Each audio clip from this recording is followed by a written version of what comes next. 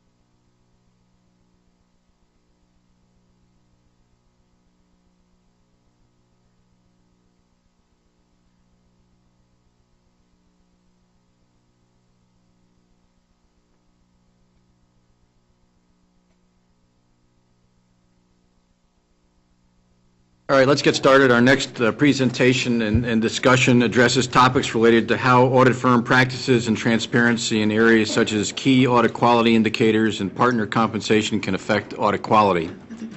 The group examining these issues is led by Brandon Becker and Ann Yerger, and members of the group include Bonnie Hill and Norman Harrison. Brandon, I think, is kicking it off, or is that correct? Right. So appreciate very much. Sure. You're starting. We focused, when we tried to unbundle firm practice and transparency, into what that might mean in particular.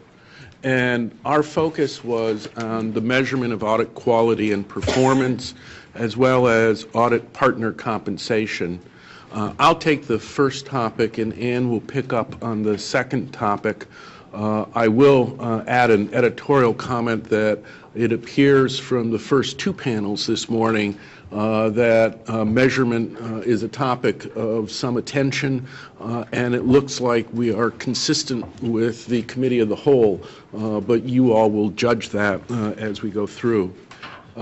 Just to give you a quick summary, as I did earlier this morning, of where we come out, we fundamentally support the issuance of a concept release on the disclosure of key indications of audit quality, the creation of an audit fraud center.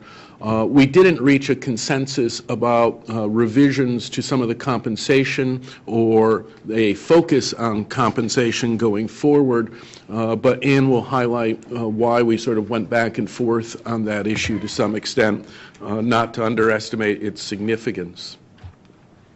With respect to measurement, I think most of you are familiar with the background of the issue and the Treasury Advisory Committee recommendation to determine the feasibility of developing key indicators, as well as the various steps that the board has taken to try and address these issues over time. I would note some of the inspection reports also contribute to this dialogue in an important way. Where we thought additional study would be appropriate would be to issue a release for the public to comment on this approach, especially to disclose key indicators of audit quality. I think it's fair to say that in our discussion, the conversation went round and round about whether one could identify key indicators and how you would measure those key indicators. as well as the potential for the law of unintended consequences to lead to only getting what you measure, so that if you identify a key indicator, will that become the driving force? Nevertheless, I think our judgment on balance was that this would be a helpful step, as I'll describe in the next slide, as well as the creation of the Fraud Center.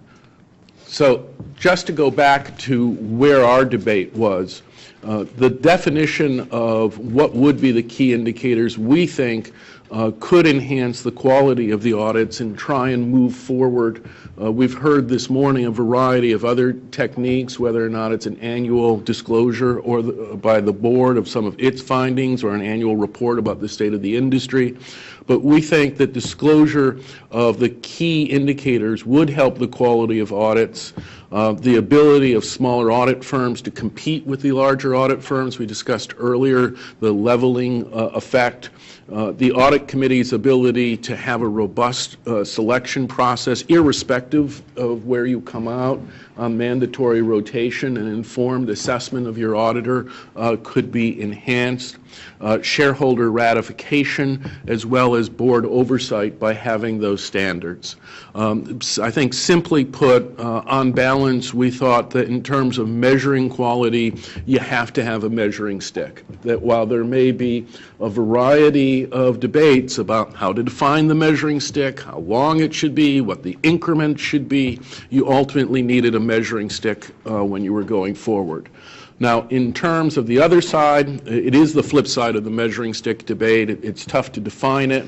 There may be differing indicators. The nature and scope may create its own problems. One size may not fit all.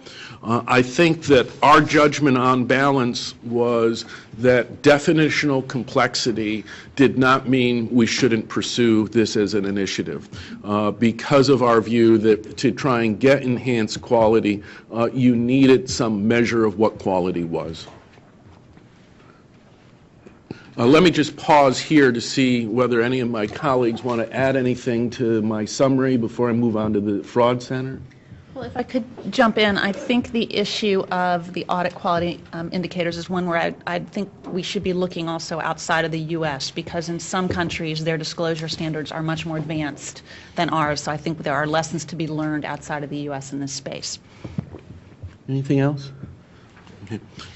Brandon, I think that Yes, let us get through our presentation, Joe, and then so we'll get everything on the table and we can take it from there because we did see an interconnection between quality and compensation incentives. We came out in one place, others may come out others, and I think they do merge in some sense. With respect to the Fraud Center, I think we haven't really changed from where I think this I don't want to speak for the whole committee and its memory, but the general view that the Fraud Center on balance would be helpful going forward as a center of excellence. We do recognize that it's a resource issue, so it's not for us to judge how the board allocates its resources, but on balance, centralizing and propagating those issues we thought was critical for the board because of the key role they play. I would, without trying to gild the lily, suggest that the conversation this morning about the importance of getting the basics right is consistent with this recommendation, that there is much work to be done, as in the going concern conversation, but getting this right struck us as sufficiently fundamental that it would be worth the allocation of resources by the board, while we recognize that we don't want to get too micro into the board's organization. Anything folks want to add to that? Oh, and maybe this is a question for the board to discuss later. I know that the recent strategic plan now has sort of a center, I don't know if it's for audit excellence, and whether that's encompassing this issue, but we would like to get the board's input maybe on where it's headed. I know there were plans a few years ago to hire someone for the Fraud Center, and this seems to have morphed. I just don't know how that fits relative to what our recommendation is. And I might add, one of our concerns here was just duplication of effort. We just wanted to be sure that if something was already being done or there was a place where you could handle it, that we weren't establishing something above and beyond what's already there. So just efficiency of the use of resources.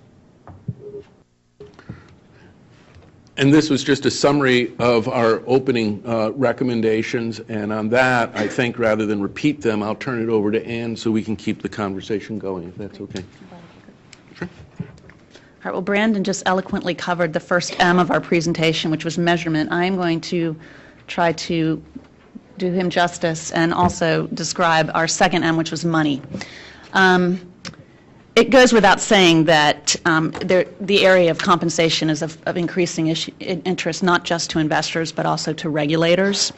And we have learned over the years that compensation structures do indeed matter.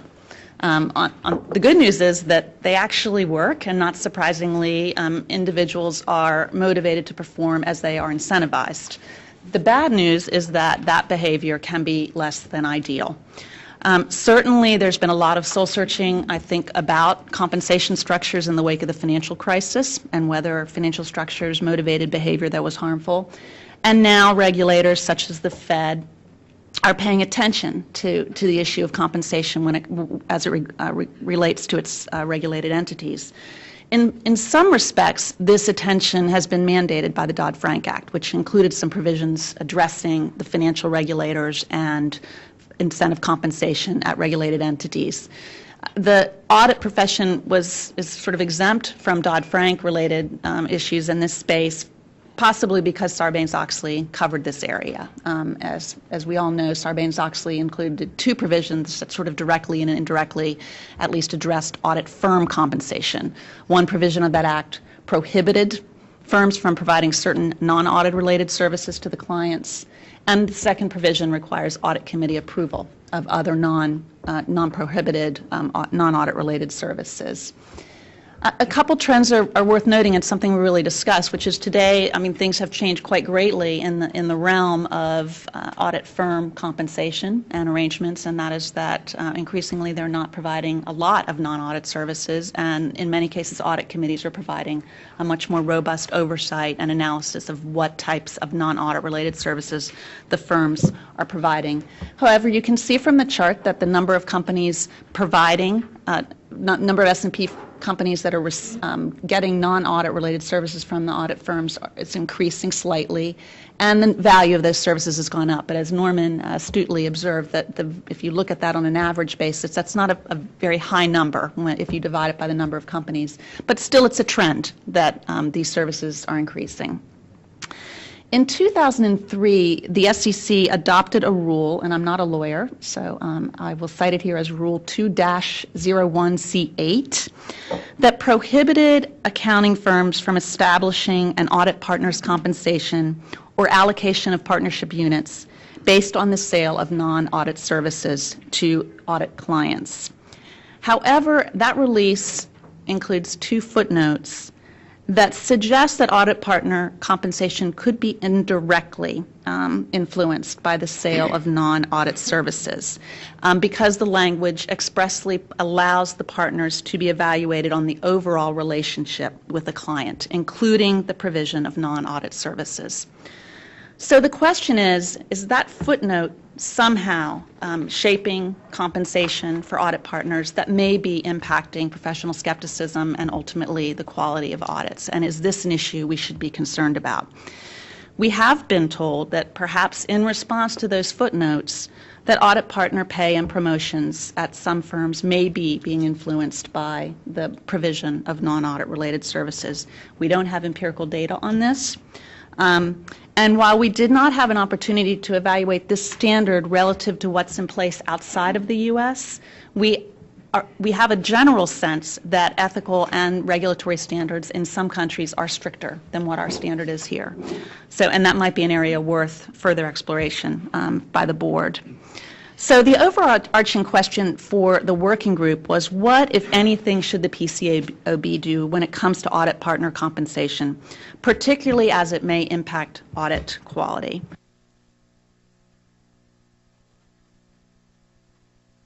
Oops, sorry, thanks.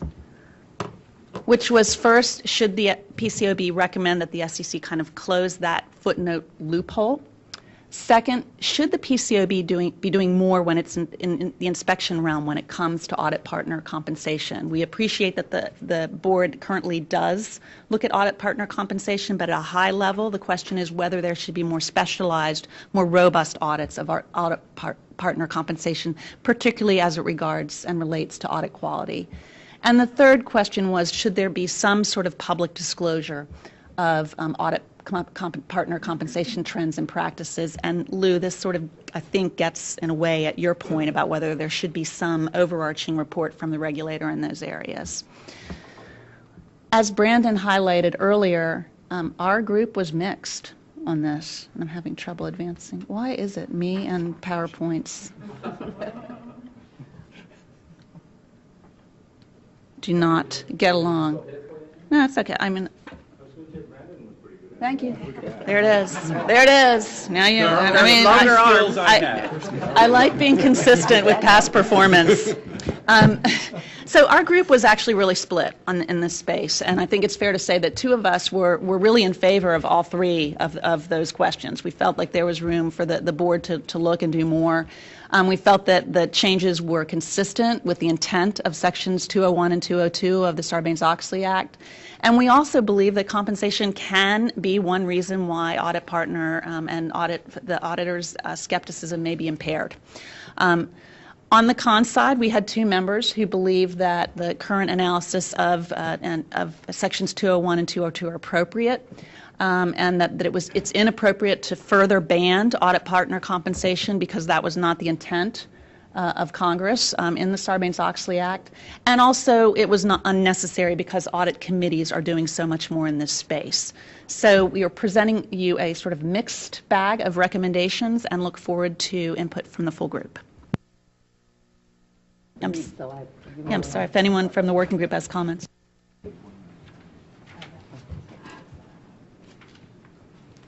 Okay, I'll just to follow up, I'll weigh in briefly first on the issue of compensation. And I think another way possibly to look at the sequence or the possible courses of action we've considered is to think first perhaps in terms of the board enhancing or implementing some formal inspection procedures around compensation formulas and results as a precursor to considering whether a recommendation to revise the SEC rule of the statute might be advisable.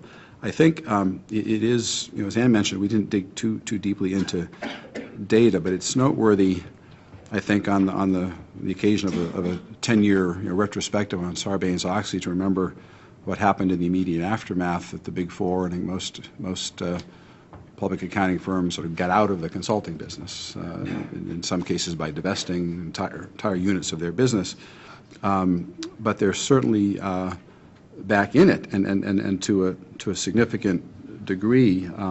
I just did a little quick research over the past couple of days, but as of results reported for last year in terms of total revenues for each of the Big Four, their consulting or advisory revenues were anywhere between about 25 and almost 38% of total revenues for the business. And what's even more interesting, I think, are the growth rates. I think we all know, from those of us who are in the profession, or those of you who are in the profession, or those of us who work with boards who deal with auditors, that audit fees have been under some significant pressure in recent years. In fact, most of the Big Four reported declines in their audit revenues in 2009 and 2010, or flat growth. Whereas, on the other hand, advisory or consulting revenues grew in 2011 between 15 and 18% for each of the Big Four. If you go back 5 years, those growth rates are still in the 8 to 12% range. So, accounting firms are like other businesses. They're in business to generate profits and to share those profits with their owners. And I think that there is every indication that at least at present, revenue growth is being largely driven by the consulting and advisory practice. And I would think perhaps for that reason alone, it's worth some level of examination as to whether or to what extent perhaps there are. I wouldn't expect that you'd go in and conduct a review and find that there was a point system awarded to audit partners for referring business to other parts of the firm or anything quite as transparent. But I think there's a fair question here around an examination of culture or of qualitative factors brought to bear on compensation in the firms. And as I mentioned, in particular, in an environment in which audit fees have been under such pressure, and I don't believe in regulating by anecdote, but I think probably any number of us could recount experiences we've had either with clients or in talking with people in the profession. One of the ways in which I think the firms have tried to mitigate the impact of the pushback they've received on audit fees is by exploring or encouraging clients to consider using the firm for other aspects of their work, for tax return preparation or the tax provision work, or perhaps in some cases for some type of consulting service. So I think that all of those trends, and again, given the fact that the scale of revenue from that the consulting practice has become such a significant component again of audit firm revenues and is clearly the growth area, that it would be prudent to undertake some level of appropriate examination to ensure that that compensation processes and formulas are still being conducted with a view toward the regulatory requirements. I might weigh in at this point and say that, first of all, I think if one is going to take a look at the growth of revenue from non-audit work versus audit work, one has to go back to pre-Sarbanes-Oxley, because during the Sarbanes-Oxley period, audit fees went up tremendously. I mean, you have only to look back and recognize that the burden was so heavy on many companies, and particularly smaller companies, that there had to be some rethinking about all that had to be done. So audit fees, of course, went up quite significantly, and the fact that they're ratcheting back, I would think, is a testament to the fact that the work that was done during Sarbanes-Oxley has probably paid off in some ways. I think the other thing is that we recognize that the world has changed significantly, and that in terms of the globalization of our economy and all the other things that we have to look at on a regular basis, there are a lot of other things that have to be audited. My experience, 20 years of experience on over 11 different boards, I have not found that audit companies came in and sold us services for non-audit fees. What I found was that on those audit committees that I served on, when we had a need for something beyond our regular audit services, we looked at it. We then looked at the number of firms that could do that service for us, and we looked at the cost and the time, and we made the decision as to who we wanted to have do that. I would tell you that my experience today is not that we are sold services, but that we in fact review the needed services, and then we look at the best resources of the shareholders' funds, because that's what we're using, the time frame, and who can best do the job in the most expeditious time period and the most efficient way. So it is for that reason that I'm certainly, as Ann talked about, the split, I'm on the side of saying, there's some obligation on the part of board members and audit committees, and the SEC has already put forward a ruling as to how it's to be dealt with. And unless we're just looking for something additional to do, I think, it doesn't mean that you can't review it, but we review it in the boardroom. Audit committees review it. We have to approve any additional non-audit fees, and they are reviewed not only by the committee, but also advanced to the board as well. So it's not done in a cavalier way. It's done with a great deal of thought, consideration for more than one factor.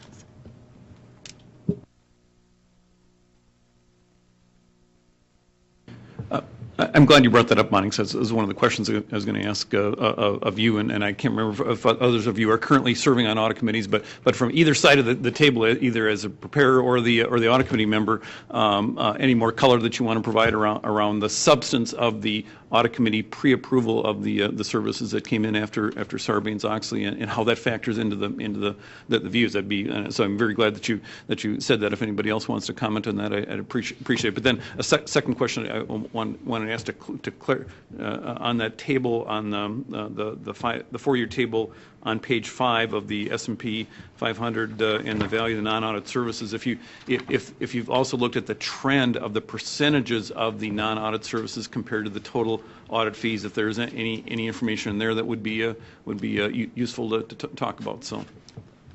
Regarding the trend, let me just quickly, no, we can certainly try to get that data and follow up. And our experience is very much the same as Bonnie's, that it's a highly formal process by which we consider using our auditor for any consulting or independent services. It's reviewed by our audit committee, by our chairs, and done, I think, fairly infrequently because of our concerns not only about formal independence, but what I would call optical independence. How will it withstand public scrutiny?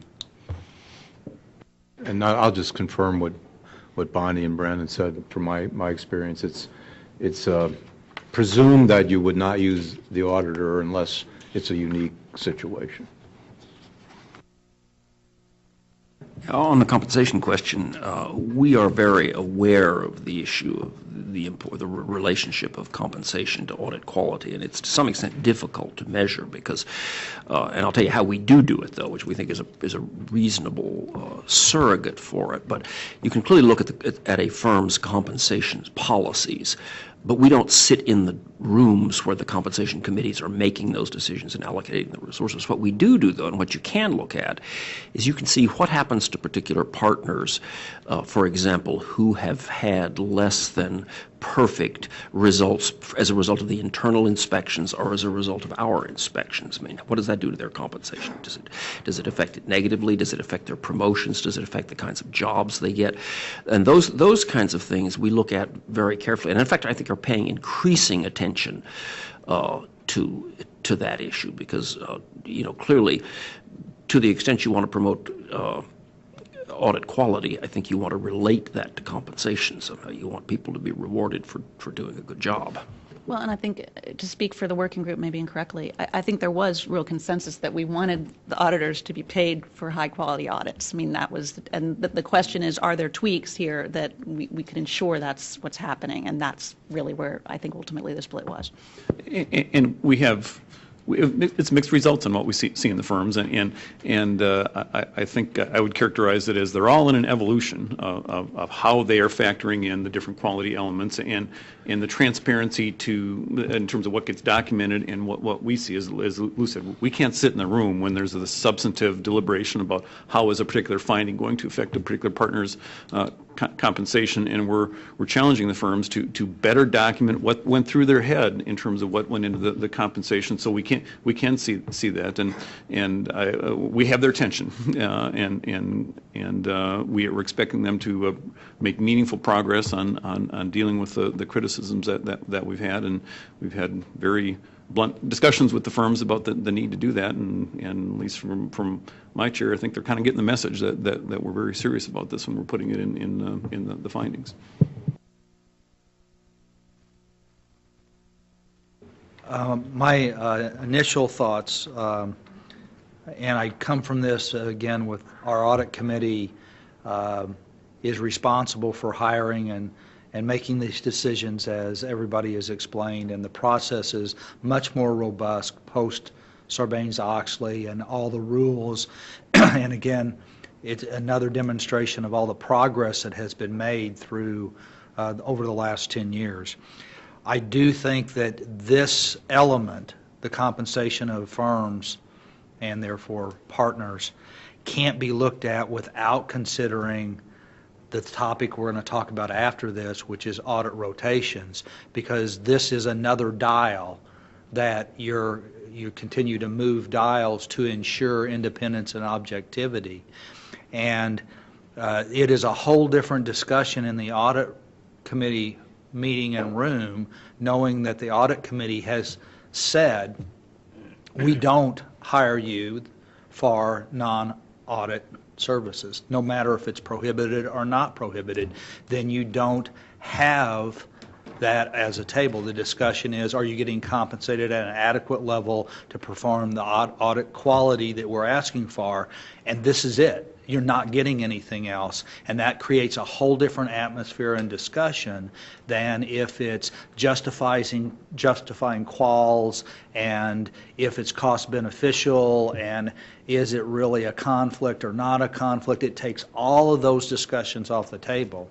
And I actually feel this dial is just as strong on ensuring objectivity and independence, maybe even stronger than it is than considering audit rotation, because if they know that what they have to be focused on is providing the highest quality service to the audit committee, and that they need to be compensated for that, and there's not a lost leader, there's not another average return on investment, that you're here to do one job and one job only.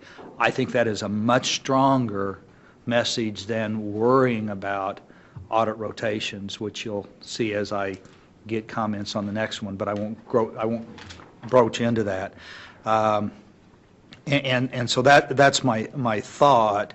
But again, this is one of those, over the last 10 years, it is significantly a different environment today in the audit committee boardroom than it was before Sarbanes-Oxley. This was an issue prior to Sarbanes-Oxley, and I don't think it's nearly the issue because of the rigor that the audit committee oversight goes through today. Let me recognize Chairman Doty. Thank you very much, Jim, for coming. I know you had a day at testifying before the House. I imagine it was a ton of fun, but we welcome you. We're on the subject of audit firm practice and transparency, but if you want to make any brief comments, otherwise we'll just move directly to Joe and Barbara. No, listen. I'm here to listen and happy to be here. And Mike, why don't you go ahead and Yeah, Norman, you laid out the statistics on the growth in the non-audit practices over the last 2 or 3 years. And my question goes to, what consideration did you give to the impact of that growth on the culture, and as a result on audit quality? I think that at least from my standpoint, may be the question to be explored. I mean, the data were simply public data taken from the firm's websites and disclosures, I think that it's now. And I must say also that I take with great respect, and I appreciate the point, particularly my colleague here, who I know any audit committee Bonnie Hill is on, is going to be the platinum standard. And it wasn't really even my intention to suggest that there isn't great reason for confidence in audit committees today and their awareness of their obligations with respect to independence issues. It was more an observation that, and I think as we all know, compensation, particularly given that there isn't, I think each of the firms may take a slightly different approach, and even within each firm there may be variations by practice group, and there are qualitative assessments that inform evaluations, particularly at the more senior partner levels, that in that environment it would be, and again, given the trends in terms of where revenues are coming from and growth rates among the 3 principal practice groups, that that there could be no harm in some assessment of the environment around compensation and the rigor of the process to try to measure exactly what you raised in your question, which I don't have a real sense for, or any objective basis for assessing, as I sit here today. If I could jump in for 1 second too, because I'm uncomfortable in a way that we've sort of moved into this place where it's like the audit committee versus and no, everything else is exclusive. And I don't think that's probably where Norman and I were on this issue. I think it's been so important that the audit committees are doing so much more in this space. I think the question I was asking was whether there should be changes to ensure that the audit firms, in terms of how they're making decisions about audit partner compensation, whether that should be tweaked, and whether one of those tweaks is through that footnote to the SEC rule.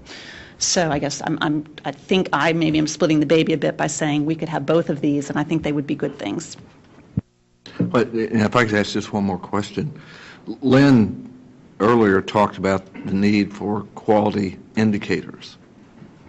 And I think you touched on it in your slide, right?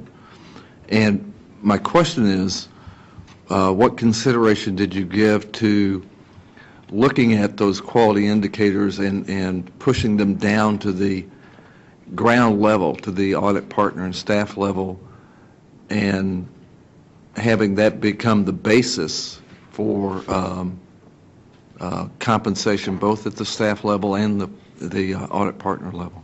Well, I think our initial slide, and this is why we thought measurement and money go hand in glove, is that first of all, we need to at least consider how do we measure audit quality, and obviously then that should be sifting down to the compensation issues. But right now, I don't think there's a good sense there's a nexus, nor can there be, because we don't have any definitions of what those key audit quality indicators are.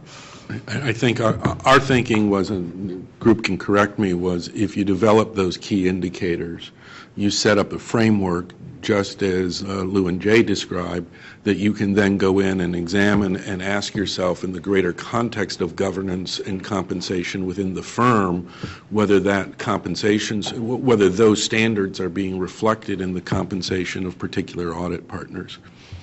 And I think if you start doing that, there's another factor that has to come in. As you know, audit partners are rotated every 5 years. And so if you're going to look at audit quality, I mean, I think you have to say, okay, what was happening during the first 4 years? Did something change during the 5th year? There's so many factors that come into it when you start looking at all of these things that it gets to be, I think, more of a challenge if you don't really have a clear set of objectives. I think the other thing is that when you take a look at the growth of the non-audit fees, it would be very important not to use a broad brush and say they're all growing, but to be able to do more of a deep dive to say, well, where are those growth areas? I mean, I think you'd look at every company and you'd find they'd be very different. It might be that they had to use the same firm on an international audit or something that or an issue there, a fraud or something. So there is no clear-cut one way to do it, and I think we reached that conclusion, but there are a number of factors that we would hope people would bring into play.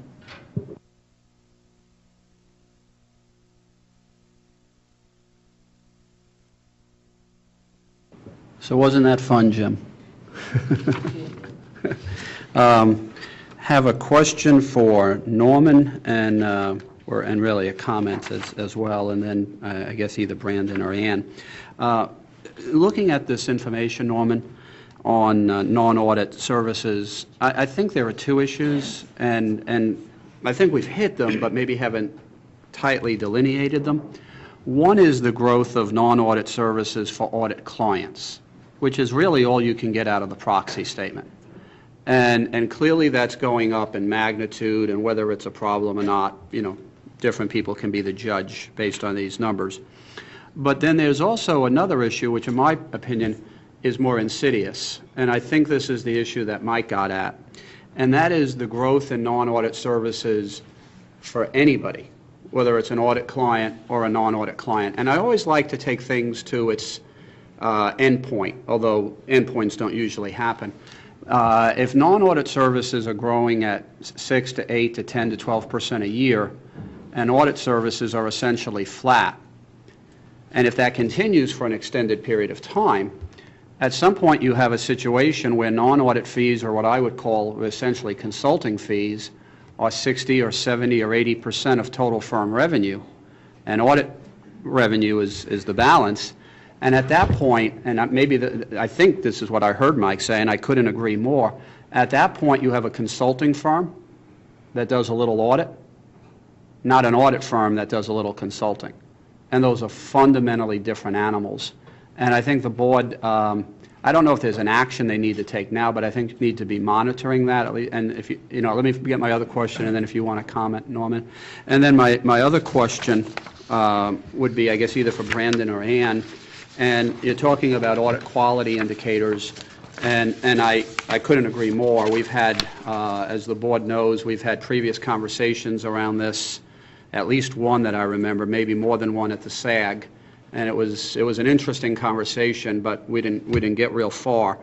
But one of the things that I think it's important to think about with audit quality indicators is to clearly define or differentiate between inputs, process, and outputs.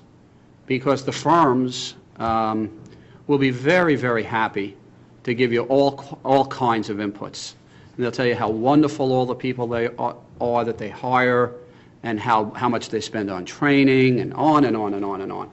And I'm not saying those things aren't important, but those are already in their transparency reports. You allude to that on your last slide.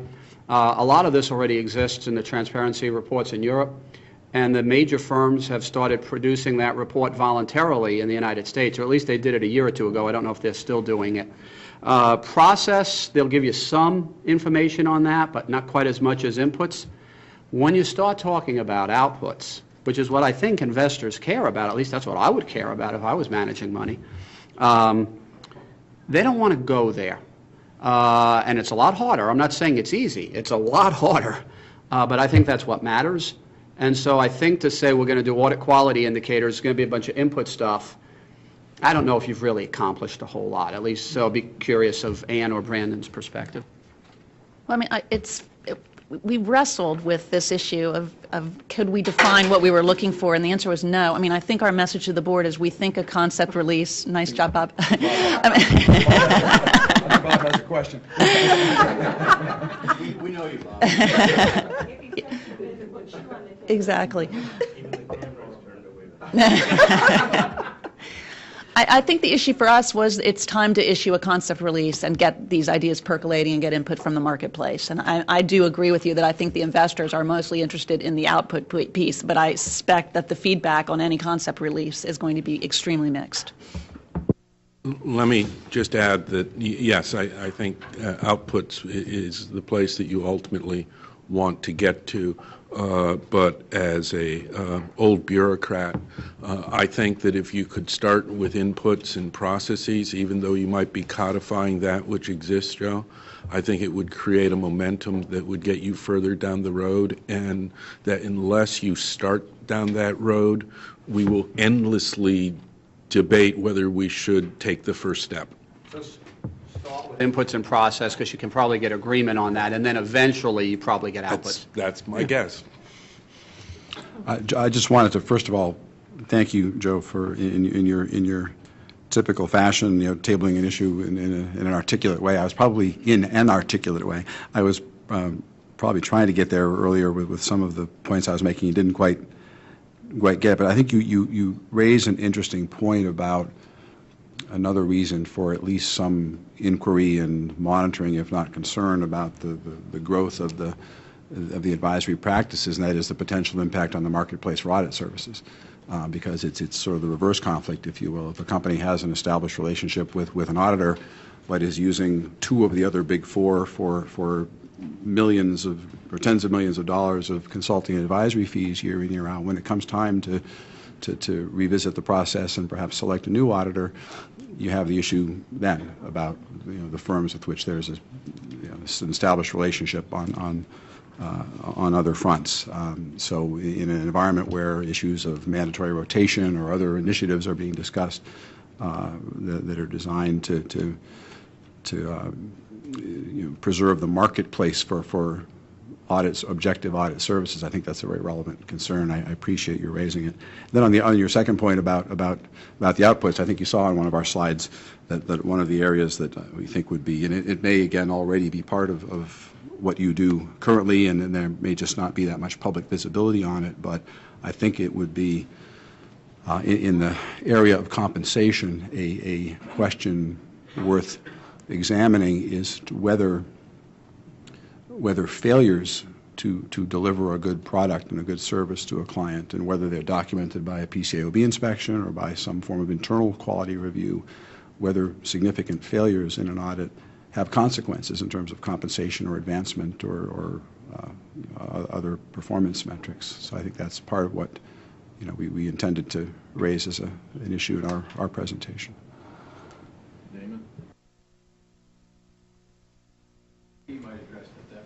definitional issues involved with key audit quality indicators. This issue's been around a long time, but how do you define it? Right.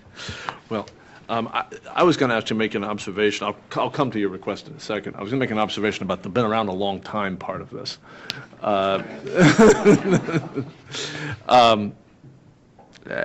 I've been party to both more than 10 years of conversation in this standing, maybe not more than 10 years, it feels like that. I guess it's 8 years of conversation in the standing advisory group here around these issues. The presentation refers to the Treasury Department Committee on the Future of Auditing that a number of us were involved in. While there are obviously voices from audit committees and from audit firms that have had concerns about the issues around quality indicators and around the fraud center, these have really been the consensus position of investors and of I think a variety of voices within the profession for some time now, and the question I think that that having this discussion again about them really raises is, I mean, at what point is yes going to be taken for an answer? I mean, I think that's really that's really the issue here. On the other hand, I'm sort of profoundly disturbed by the findings in this presentation about non-audit services and the role of non-audit services in compensation. When Sarbanes-Oxley was enacted, as a number of people around this table well know, there was, I think, an openness on the part of the drafters of the statute and of the Commission at the time, which made up of people who were very serious about ending conflicts of interest, significant conflicts of interest in the auditing profession. There was a kind of willingness to be reasonable about allowing certain exceptions and things around the margins. This report really suggests that, as a result, that's turned out to be an excuse for really not making the cultural change that Sarbanes-Oxley was designed to make. And there is an alternative approach to this. And I think that in addition to doing what this presentation suggests, which is to look into the impact of compensation arrangements around non-audit services for audit partners, I think that's something the board absolutely needs to do. There is another way of dealing with this, and that way of dealing with this is to insist on the audit-only firm. Yeah. And it seems to me that enough is enough. If being reasonable is not, if the major firms don't understand the idea that that reasonableness on the details entails seriousness and commitment to cultural change, on the other hand, if that's beyond people's understanding, then I think it's time to talk about less reasonable solutions. Now, Steve, your question about the metrics of audit quality. There is, of course, a kind of view that thoughtful people know a quality audit when they see one, and that thus it's and that it goes to the whole nature of the interaction of the audit team with the preparers of the financial statement, with the audit committee, and that it's quote hard to measure that. And at one level that is true, as is true of almost anything in life that's complicated. The best type of assessment is a kind of qualitative assessment by very experienced people of the kind of the intangibles of a process.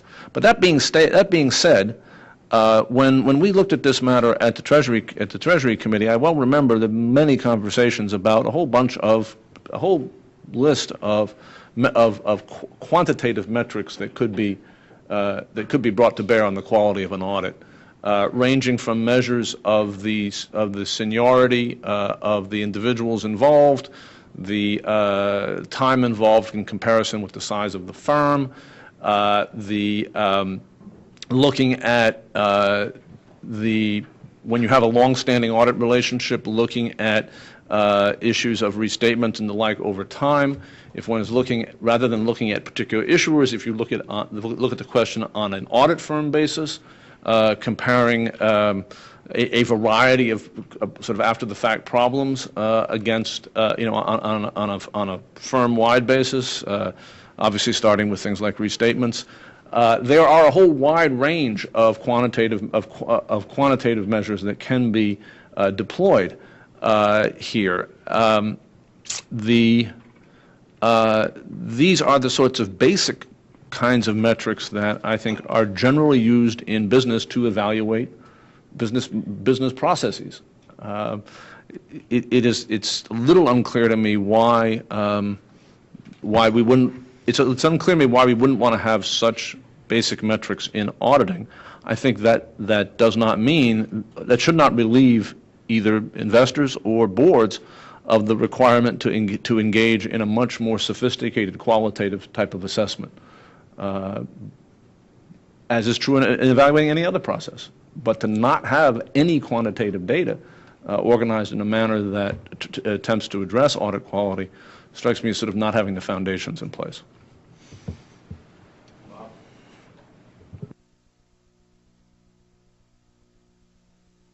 Try to get everything out of my way here. This is a tough question, and I commend the task group for putting it on the table the way they have, and I think it's totally appropriate that they were unable to come to some clear conclusion. In terms of audit quality, so much of the audit is now done by specialists in particular areas, whether it's security evaluation or actuarial measures or operational assessments or technology control assessments, and if we're going to have quality audits, you really need people who are experts in those fields doing those assessments. And does one stay an expert if they're an adjunct to a process or a service, or do they stay an expert because they're personally sought out by other customers to do similar things in that field? And that's a dilemma I see, because if the auditing firms were forced, if you will, to be audit only and therefore narrow the field of experts they might have available to them, I'm not so sure that would improve audit quality.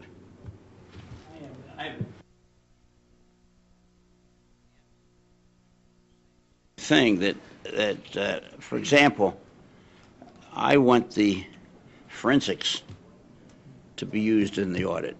I mean, if the audit only is going to be looking strictly at financial, they're going to miss a whole lot. And I'm now been experimenting with a client of combining the forensic with the financial audit. And I think, and there might be other areas like that, like where Bob just mentioned, and so I don't want them to be that sterile. I really don't. I think I think they've got to have these other, you can't let them, you can't say we're not going to be looking at whether there's fraud or something else if something like that occurs. What's the reaction of your client with respect to combining both the financial and the forensic? It's worked like we've done it now for 4 years, and it's, as far as I'm concerned, worked like a charm. The clients like it. They thought the big problem was going to be the clients wouldn't pay for it. But now with FCPA and all these other problems, they love it. They think it's terrific. And as soon as I get released, I like to write about it, and because I do think it's the thing that you can't separate the two anymore. I mean, this concept that a financial audit is going to look at materiality, look at only the finances, and the heck with corruption or fraud or anything else like that. I mean, if you want to look what the public wants, what the investor wants, he wants to know whether the company's, they're getting a good count. Is there dishonesty involved or anything like that? They're not going to be. It's too long now since we've heard about we're financial auditors, so we don't care about these other things. And it's coming back to haunt both the clients and the accounting profession, because when they say we're only going to look at the financial, we're going to look at materiality, well, what happens in a big firm when the government comes in and sues them for dishonesty, as recently happened with the federal government coming in and suing a company? The financial auditor can't say, well, that's too small, it's only going to cost so much. That's not true anymore. And that, goes into 10A and everything else. But it's you got to have a robust, broad-based auditing firm that can deal the appraisal values of inventories and whatnot. That takes expertise, and an accounting firm needs it. Can I jump in just on that? Sure. I want to actually take the liberty of speaking up for Damon, since he had to leave the room, and I've been in enough of discussions with him on this particular topic. Damon absolutely believes that looking for fraud is part of the audit. When he's talking about audit only, he is not talking about an audit that doesn't look for fraud. So I think that's a fundamentally different issue from one that involves non-audit services in the way that at least Damon is framing the issue. And then just also, and I'll just keep this brief because I deal with this, for those of you who aren't sick of it yet, I deal with it in the next session as well. But when you look at non-audit services, one of the things you have to recognize is when the rules were written after SOX, the SEC went in at the behest of the accounting firms and redefined a lot of non-audit services as either audit services or audit related. So the pool of services that's in the audit service, one reason those audit fees went up is because a lot of other stuff that they were doing that were previously not counted as audit fees were now in the audit fee category. So to the degree that there's growth, the problem is more significant than it would otherwise appear if you don't recognize that change in definition that occurred. When we talk about non-audit services, oftentimes the discussion is in terms of what's the growth rate and what's the proportion of revenues, and I frankly don't think that's terribly meaningful, because I'm not sure that is really how businesses govern themselves. And one of the things that I both thought about and have urged the PCAOB to think more about is to look at things like, what are the relative profitabilities of these various lines of business? What are the changes in profitability? What's driving the growth? Where is investment in the firm going? What are we investing in? Is investing in a new line of growth moving investment dollars that the firm has away from other things? But having the kind of deepest understanding of what the economic drivers of the profession are, which in the final analysis are profitability. They're not absolute growth. They're profitability. That's what these people are in business for. And part of the reason they're driven by profitability is that they're very concerned about the fact that if the profitability starts to fall in the firm, they won't be able to attract good people, because the people who are the best people have options. They can go to other professions where people make more money. So I think it requires, if you really want to talk about this stuff, it seems to me you really need to have a very deep and a pretty subtle understanding of what's going on here. And it's not just about growth in percentages, it seems to me.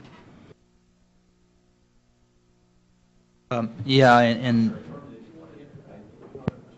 I actually did want to respond, and thank you, Lou. I think I take your point completely, and obviously under the current regime, those of us who don't have inspection rights don't have a lot of insight or visibility into those topics. There was another slide at the end of our presentation which at least indirectly raises this issue, and I just wanted to point that out to everyone, that another topic that has been out there for some time is the question of whether the board should require some more formal and detailed financial disclosures by the auditing firms, which perhaps would give us at least a little bit more insight into some of the issues Lou touched upon. Thank you very much. And Barb, this is one where you and I passionately are on the same page on what should be in scope of audit, because it's not just forensic or fraud, it's not just actuarial, it's not just it's technology, it's whatever that industry. If you go from insurance to financial services to manufacturing to defense, you pick an industry and you pick a group of potential audit clients. That firm needs to have the deep expertise to provide all of the related business analysis and understanding, so they understand the risk factors and understand all the risks that they're facing, so that they know that they are looking at all the right things to come up with a judgment on the financial statements. And technology is probably just as big as forensic, and we like to characterize those as general computing controls and applications, but it's all of that has to be part of the scope. So in my definition, when you talk about an audit only, it's not changing the expertise that the firm needs to bring to the table at all. It's a matter of them understanding that they're providing all of that expertise for audit and audit-related services only, not on a consulting basis, and therefore there's eliminating a potential for conflict or revenue. And the part that makes me a little nervous here, and someone alluded to it earlier, where if non-audit services grows from 80% to, or audit services decline and non-audit grows to 80%, eventually the end state is they'll choose to get out of auditing, because that's not the way you run businesses. How do you make money? And if eventually auditing isn't making money, and one potential solution is you eliminate that conflict potentially while allowing them to have the expertise. That's why firms will say, okay, we just went through a merger. We're talking about needing to eliminate independence and remediate because we have to decide what firm is going to do the audit work on the new merged firm. And believe it or not, you probably do believe it, is post Sarbanes-Oxley, firms would say, we choose not to bid on the audit work because we don't want to remediate the conflicts, because it's much more profitable for us and we don't have the litigation risk with those services. Therefore, it's not, is the audit committee going to consider the RFP? They just walked away and said, we're not even going to give you an RFP. You asked us to give you one. We're not going to, because we don't want to remediate or eliminate this conflict. And the only choice the company would have in that case is to say, if you don't RFP on the audit work, we're not going to give you the non-audit work. Well, that makes no logical sense at all. So I really, Barb, we talk off and on a lot. This is one where I'm not saying I'm definitely a proponent of audit only, but as soon as non-audit services, it really has nothing to do with expertise and knowledge and understanding of the business. It's what are they focusing on for you on delivering services, and what do they feel like the revenue sources for you are. And it should not be distracted from the audit services, because then it creates a potential conflict on, are they focused on audit quality, are they focused on revenue and profit maximization for their firm. I think we're going to get into a lot of those issues in the next session as well. Joe? Steve and others, there may be an intermediate ground between what we have now, where, as best I can tell, the firms will perform a wide range of services as long as it's profitable and growing, versus audit only, right? Those are potentially two endpoints. The argument around allowing firms to do services beyond the audit and not going to audit-only firms is they do need a broader skill set. So one argument might be to, where those skill sets are part of the consulting practice, not to be as troubled or not to discourage them. Things like valuation, actuarial, fraud, systems, tax. Those certainly seem to be core skills that you need to do effective audit. As we were sitting here, I pulled up my handy-dandy iPad, Ann, and I pulled up one of the big four firms. And I won't mention the name because we could use any of them. They'd all be the same. And performance improvement, finance, supply chain, customer. That's not obvious to me how doing that makes me necessarily a better auditor. Transaction services, corporate development, lead advisory, restructuring, operational transaction services, transaction support. Not sure how that makes me a better auditor. Human capital consulting, global mobility, performance, and reward.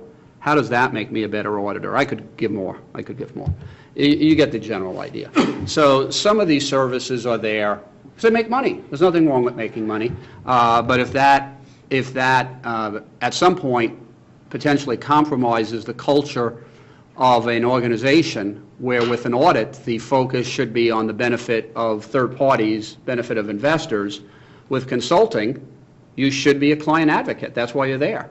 Those are fundamentally different mindsets. Steve, quick question here, or at least a comment. If I were one of the big four, 5, 6, whatever you want to call, and it came down to, well, you can't do absolutely any other functions outside of audit, whatever audit is defined as, why not just spin off, have another company, set it up independently, you know, completely separate. You've got a whole nother revenue stream, and what you've done is just simply set up another business to do the business that you can't do as an auditing firm. I mean, come on, that's what a lot of the HR firms did when they were told they could do no other work for, you know, the company if they were working for the compensation committee. So what happened? You spin off and you set up another business. I think we probably really need to get real about what we're doing and what's going to happen and what the end result is, because people just find ways to get done what they want to do. And you know, and then you'll have another body sitting around talking about the consulting firm that's been spun off and whether or not they're doing the right things and did they leak into audit. I just have concerns about how far we continue to go and what the real purpose is. What's the intent? What are we afraid of? I mean, I know the concern in terms of fraud, and maybe nobody's keeping their eye on the ball because they're doing so many different things. But there must be ways. Joe, you said somewhere in there's a middle ground. There probably is a middle ground, but right now I don't think we're touching on it, and it's just a personal feeling.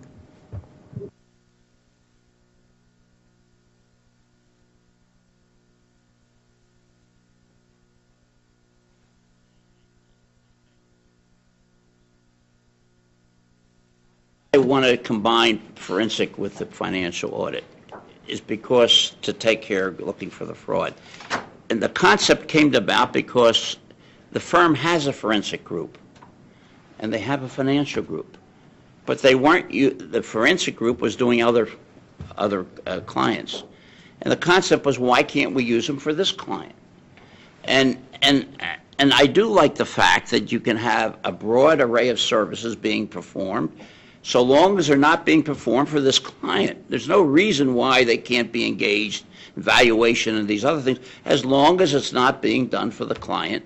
They have to erect a wall so that they cannot be doing that for that particular client. For that particular client, it will be audit only, and with, I would throw the forensic in there, but not do I wouldn't do tax. I think that ought to be done somewhere else, because tax involves strategies and whatnot that I do believe can be detrimental to a financial only audit.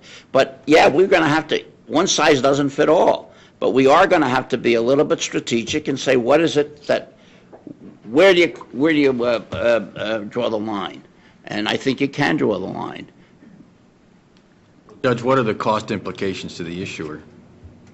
Well, the cost implications to the issuer are, it seems to me, if they're not going to be paying for these other services, so happens that the forensic, they like it. At least because of these money laundering, because of the FCPA and other things, they want to have some assurance that their people are not engaged in that kind of stuff. And this, the audit can do. They can perform those services, and they can give you what the public wants. If you look at any man on the street, he thinks that an accountant is going to ferret out fraud, right? He's not going to think that they're in there to give you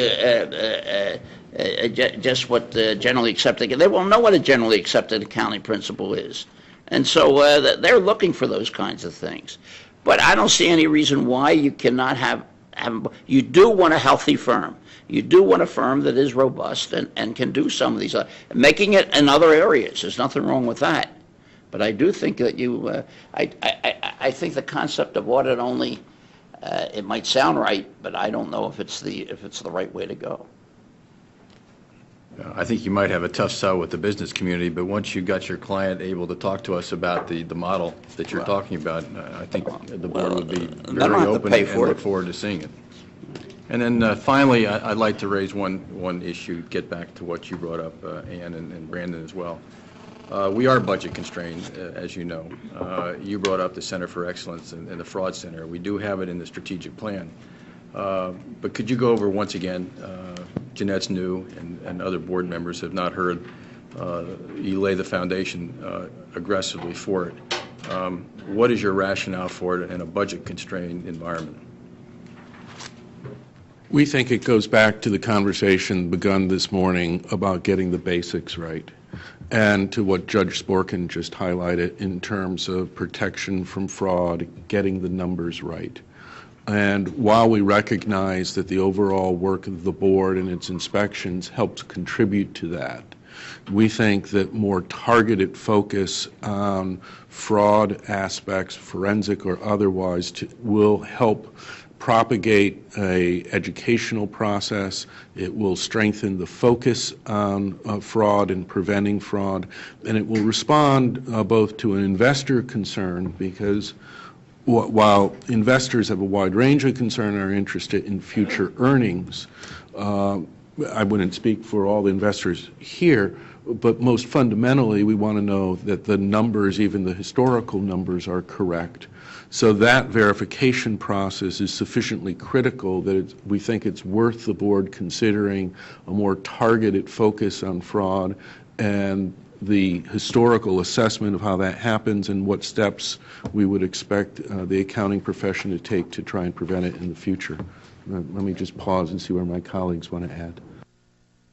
Yeah, I would agree with everything that Brandon just said, Stephen. I understand. I think targeting is an important idea, especially given the budget issues that you alluded to. But I think there is also value in a sort of a retrospective and a compilation of lessons learned. I think also, though, that there can sometimes be in exercises like that too much of a focus on solving the last crime, so I think that that some balance in the approach. It occurred to me as I was thinking about this the other day that there are areas now that are very clearly targets of enforcement by the SEC and by the DOJ. The FCPA comes to mind. We're in the midst of a third or fourth annual year of enforcement actions being commenced at record rates in the area of FCPA enforcement. And it's a good example, perhaps, because FCPA violations take the form of activities that hit the financial statements and impact the audit process in a couple of ways. One is that there are improper payments, illegal payments allegedly being made that are not correctly being accounted for. Their attempts are made to conceal them in the accounts and the records of the enterprise. And secondly, in most cases, there's been some breakdown in or some absence of an internal control environment where the process around requesting and obtaining approval for and obtaining authorization to remit payments to consultants or advisors or other intermediaries who then pay the bribes are absent. So there's an internal control implication. Something perhaps that a Center for Excellence or a fraud center could do would be to as a trend, as an enforcement trend begins to emerge, to serve as a clearinghouse or a source of guidance or information on best practices in relating to the audit process that might help raise the bar or enhance the ability of the profession to advise their clients or conduct better audits of companies that are in exposed industries. So just a thought. Steve, you mentioned resources, and the whole concept of an audit fraud center makes it sound like really an expensive endeavor. It might be that at a bare minimum you could begin by making an assignment somewhere within PCAOB where there might be capacity to take on this kind of an assignment and then to begin to grow it, as long as there's a way for the function to be done. I wouldn't want you to think we're thinking of a really I don't know what the recommendation was, but in terms of the building, building a center or what have you, but perhaps in some way assignment could be made to begin work on it, where you might have some young people, because that's all of us would like to be, young people starting out who might have a real interest in this and could do it perhaps on an internship basis or something to begin. But we think it is important to be able to help start this process. If I could, I mean, at least my life experiences, there's been no greater teacher than my past mistakes. And that's why I think it's so important that there be some what do we would call center division, something that focuses on this particular issue. And I appreciate that it's something that the board does routinely as part of its work. But it's just, I think, raising it, moving it into a higher place where there's some focus. And I guess I might respectfully disagree about whether I think it's the appropriate place for a whole lot of, right out of school interns to tackle. Because I think experience is a value sometimes as you're exploring some of these issues, especially complex ones that might be resulting from fraud. Well, I've said it before, but I want to say it again. I very much appreciate the effort that's gone into each of the panel presentations. I know how much work it's been throughout, and we're 3 for 4, and I know that we're going to be 4 for 4 in 15 minutes. So I'd like to take a 15-minute break and convene back here promptly at 3:30. Thank you.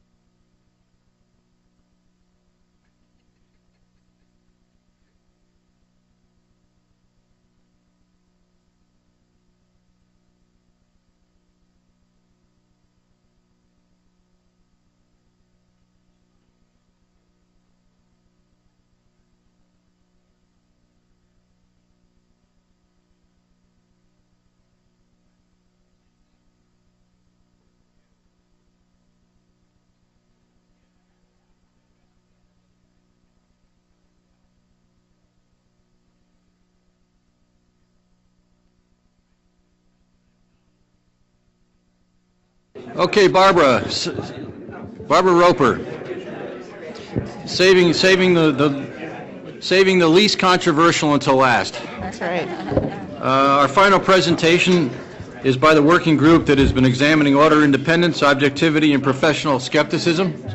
Barbara Roper led this working group, and members included Calvin Blake, Judge Sporkin, Eric Vincent, and Meredith Williams. Barbara, thank you very much, and take it away. Sure. So obviously this is a natural segue from our last panel, which dealt with a number of issues that relate to independence. And just in preparing this presentation, we did not come here with specific recommendations on the policy proposals that are before the board. Instead, we thought we'd take a historic look at the issues as they developed over the years and how that informs a discussion about the proposals that the board is considering, and so open that up to get a broader set of viewpoints in the second half. So I thought it was useful to start with a reminder. We throw around this word about this, auditor independence. What's the basis for that? And the Supreme Court decision in United States versus Arthur Young says, this public watchdog function demands that the accountant maintain total independence from the client at all times and requires complete fidelity to the public trust. And one of the things that struck me as we talk about these issues about independence is how far we are from that ideal. I mean, even in the strongest, sort of most extreme proposals in this area, no one's really talking in any meaningful way about getting to total independence from the audit client at all times. So I think that's worth keeping in mind as we consider these issues. Second, when the SEC was updating its auditor independence standards in 2000, one of the things it talked about why independence matters. Why do we care? And they talk about two goals. One is to foster high-quality audits by minimizing the possibility that any external factors will influence an auditor's judgment. And it seems to me that when we talk about this issue, we spend a lot of time, I think appropriately, focused on this issue of will the reforms we're discussing lead to higher quality audits. But the other related goal that the Commission talked about is to promote investor confidence in the financial statements of public companies. Investors are more likely to invest, and pricing is more likely to be efficient, the greater the assurance that the financial information disclosed to investors, disclosed by issuers, is reliable. And I think, again, it's worthwhile as we're thinking about that to ponder how confident do we think investors are today in the reliability of the financial statements, in the independence of the audit, because that matters independent of the issue of audit quality. And then just more generally, taking this issue one step forward, why independence matters. In sort of a fundamental way, the audit has no value if it's not independent. If it's just another set of eyes confirming management's view, we have sort of an internal financial reporting function at companies to provide that. We look to the auditor to provide an outside, objective, skeptical view of that information. And that has become more important, not less, as we move to more principles-based standards, greater reliance on judgment. And yet, we have this basic conflict in the business model, the client pays business model, that says, in essence, we've decided we're not going to have a truly independent audit. And so the auditor independence rules are really designed simply to minimize the conflict, mitigate its effects, and promote objectivity and professional skepticism in the conduct of the audit. And so really, independence, in my view at least, is sort of a means towards an end. It is the role of independence in promoting that professional skepticism that's what we're really talking about here. In looking back over this issue, one of the things that struck me is just how long we have been having various different versions of this debate. So 1977, in the wake of the scandals at Penn Central, you have Senator Lee Metcalf and his subcommittee publishing a report in which they expressed grave concern over the alarming lack of independence shown by the large accounting firms. And in that, they discussed both the issue of non-audit services and the long tenure of audit engagements. There was, at about that same time, I don't have a slide on this, but at about that same time, so you have Congressman Dingell was having hearings in the the House Energy and Commerce Committee about auditor conflicts. There was an up-and-coming young man who gave a speech at the American Accounting Association at that time, in which he talked about the need for realism in financial statements. Stanley Sporkin talked about how the accounting literature is now replete with cases where the independent auditors simply ignored facts which they knew or were readily available to them, and how one of his ultimate recommendations was that in all instances an accountant should maintain a healthy skepticism. So that was 1982.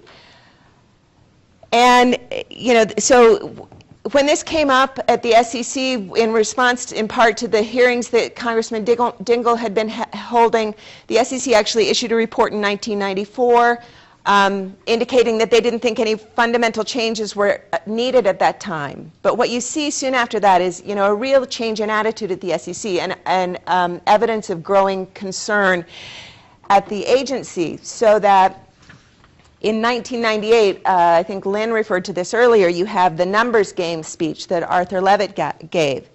And what he was talking about there, it's actually not primarily on accounting. He's talking about the pressure that companies were feeling to make, to make the numbers in terms of earnings estimates, and how in a market where missing the numbers, by a penny or two could have dramatic consequences for companies.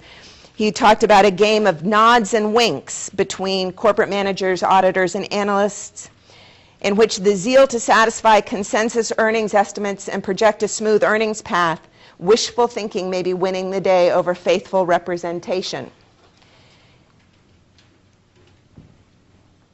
And then there's another change that directly related to what we were talking about earlier that started to occur over the 1990s, and that was the growing importance of consulting services within the audit firms. The consulting services were both becoming more important to the bottom lines of the audit firms during that period, and to individual auditors' compensation and advancement within the firm. And so you saw a progression from where 1991 you had consulting revenues just 13% of total revenues. By 1999, for the big for the big five firms, consulting services accounted for roughly half the revenues. And you would see, this played out in some fairly dramatic ways with specific audit clients. There was a 2001 report which said that, as a general rule, companies were paying $2.69 in consulting service fees for every $1 they were paying in audit fees. But at certain companies, you see this much more dramatic skewing, and you can see some of the examples here.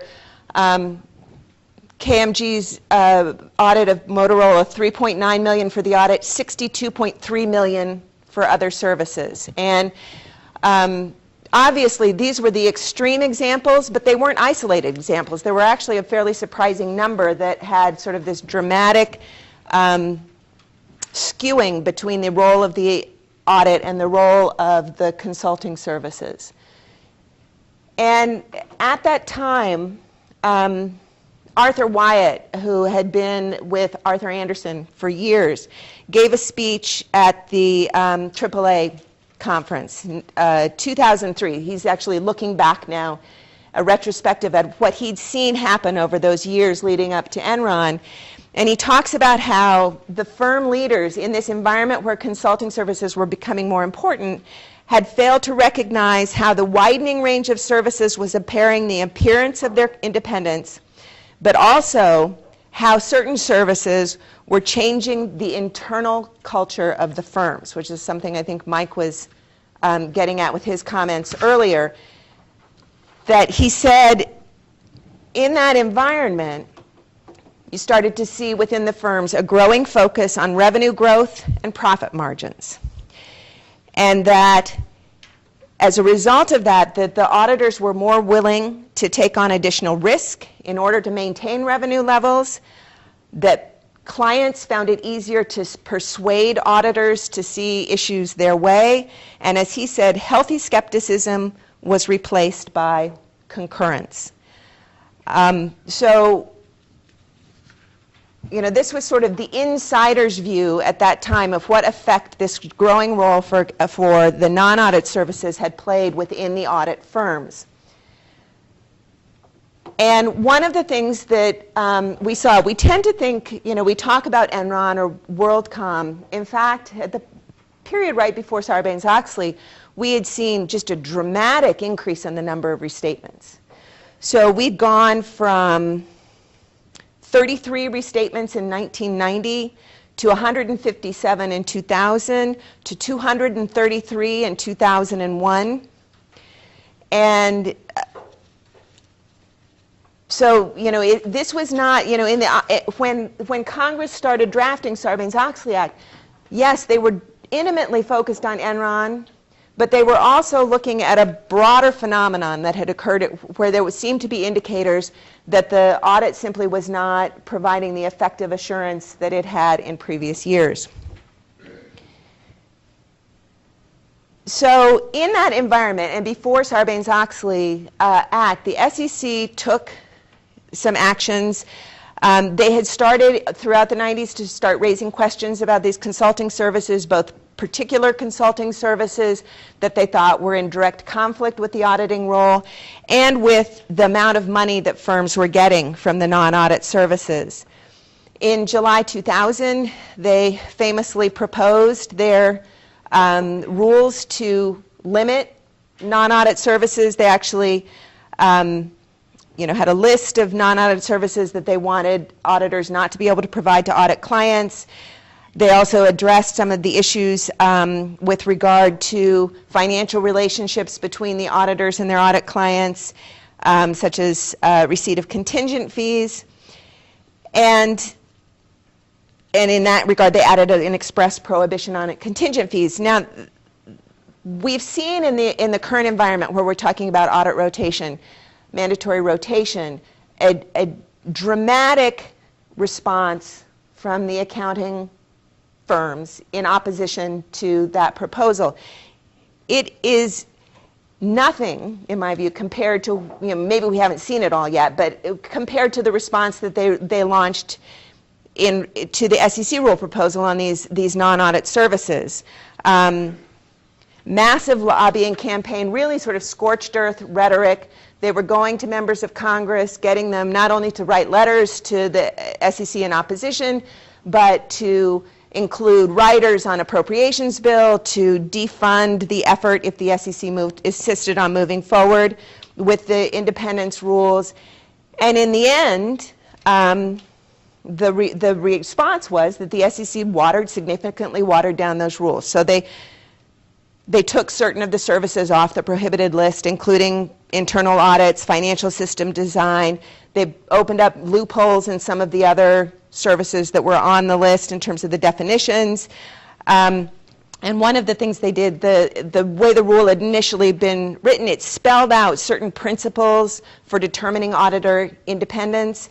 And so that beyond a list of prohibited services, you'd also have sort of a general principles-based standard for what was and what was not a permitted service. And that was moved out of the language of the rule itself and into sort of a more guidance role, sort of making it less prominent, less enforceable. Sorry,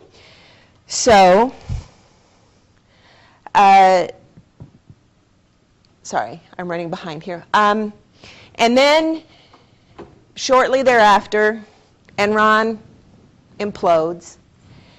And in imploding, brought renewed attention to this issue, in part because Enron was sort of exhibit A for all of the things that people have been talking about for years, for decades even, when they talked about issues of concern about lack of independence in the independent audit. So there came out in various different reports evidence that Arthur Andersen had been aware at various different times of questions, had serious questions about some of Enron's accounting, had dismissed it as not material, had perhaps helped design some of the transactions that were keeping debt off the balance sheet, viewed the audit engagement, Enron is too big a client to lose, certainly for that particular office, had been both the internal and external auditor and had lobbied heavily against having internal audit on the list of prohibited services, had been Enron's auditor since 1985, so long tenure, had the revolving door so that the chief financial officers, chief accounting officers at Enron were alumni, and the press accounts at the time, they talk about this chummy atmosphere. So Andersen had office space at Enron, and the Andersen employees were wearing the Enron t-shirts, and they're drinking from the Enron coffee mugs, and they're going on the Enron ski trips, and just they describe a culture in which there doesn't appear to be any sort of meaningful cultural division between the company being audited and the auditors who are responsible for that review. So just quickly, so Enron was sort of the exhibit A, but there were a number of contemporary examples and and there were a host of accounting scandals at the time. There were a number of contemporary examples where you saw the same kind of things. Auditors who were applying for jobs at the company, they were auditing while conducting the audit. Compensation based on the auditor's ability to cross-sell non-audit services. And then again, I won't run through them all again, but again, waste management was another example where really every single one of these features that people were focusing on as a concern about auditor independence was evident in that particular case. So it was in that environment that Congress set about writing the Sarbanes-Oxley Act. And at the time, and certainly if you go and look at the legislative record, there is a huge amount of testimony that's focused on this issue of how do we promote auditor independence. And the report of the Senate Banking Committee, Steve probably wrote it, says, the issue of auditor independence is at the heart of this legislation. Public confidence in the integrity of financial statements of publicly traded companies is based on the belief in the independence of the auditor from the audit clients. So when you look at the Sarbanes-Oxley Act, there's a section of the Act, Title II, that is called Auditor Independence. And it's there that you find, so they took the SEC rules that they had previously approved on prohibited non-audit services, and they both codified it and basically restored the original list, added back in the things that had been deleted, closed the loopholes that had been added into the definitions of the various different services. They added in the concept of audit committee pre-approval of audit and non-audit services, mandatory partner rotation. You all know the list, all of the things that we've been talking about since SOX that have been put in place to improve the independence and oversight of the audits. There are also scattered throughout the legislation in other places provisions that definitely distinctly relate to this issue. For example, the provisions making audit committees responsible for appointing and paying the auditor, overseeing the conduct of the audit, strengthened independence and financial expertise requirements for audit committees, and not least PCAOB responsibility both to set standards in this area and to inspect for compliance with those standards and bring enforcement actions for violations of those standards. I throw this slide up here just to make the point. If you look at the legislative history, there was a lot of testimony in which people recommended independence reforms that are not included in SOX. You know, there was strong advocacy at that time for things like a total or much broader ban on provision of non-audit services to audit clients, mandatory rotation of audit firms. There were discussion of ideas about how you could put a third party like an exchange or someone else into the role of hiring the auditor so that get rid of the client pays model. More robust provisions related to cooling off periods. So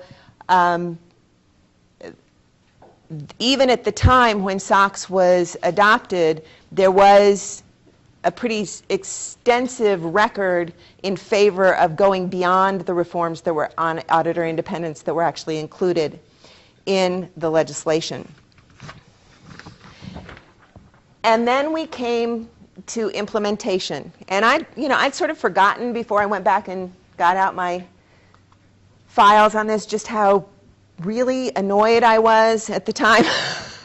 It's nice to know that I'm not just cranky now. I was back then equally distraught that when it came to the SEC to implement some of the rules that on the legislation, a number of things that the audit firms didn't win from Congress, they got almost immediately from the SEC. So there had been an issue of could you pre-approve non-audit services through policies and procedures? Congress had said no, SEC said yes, and they not only said yes, but they said pre-approving through policy and some procedures was just as good as explicitly individually approving them. The SEC, in their initial rule proposal, had talked about the role of the principles for auditor independence would play in an evaluation of the approval of non-audit services. The final rule, any suggestion that audit committees were expected to look at those principles for independence in evaluating audit services was gone. There was also the change, there were some others, but the change I mentioned earlier, there was no requirement in SOX that the SEC go back and look at these categorizations, these disclosures firms were required to provide about what they were paying for audit and non-audit services. But the accounting firms lobbied heavily to get those definitions changed.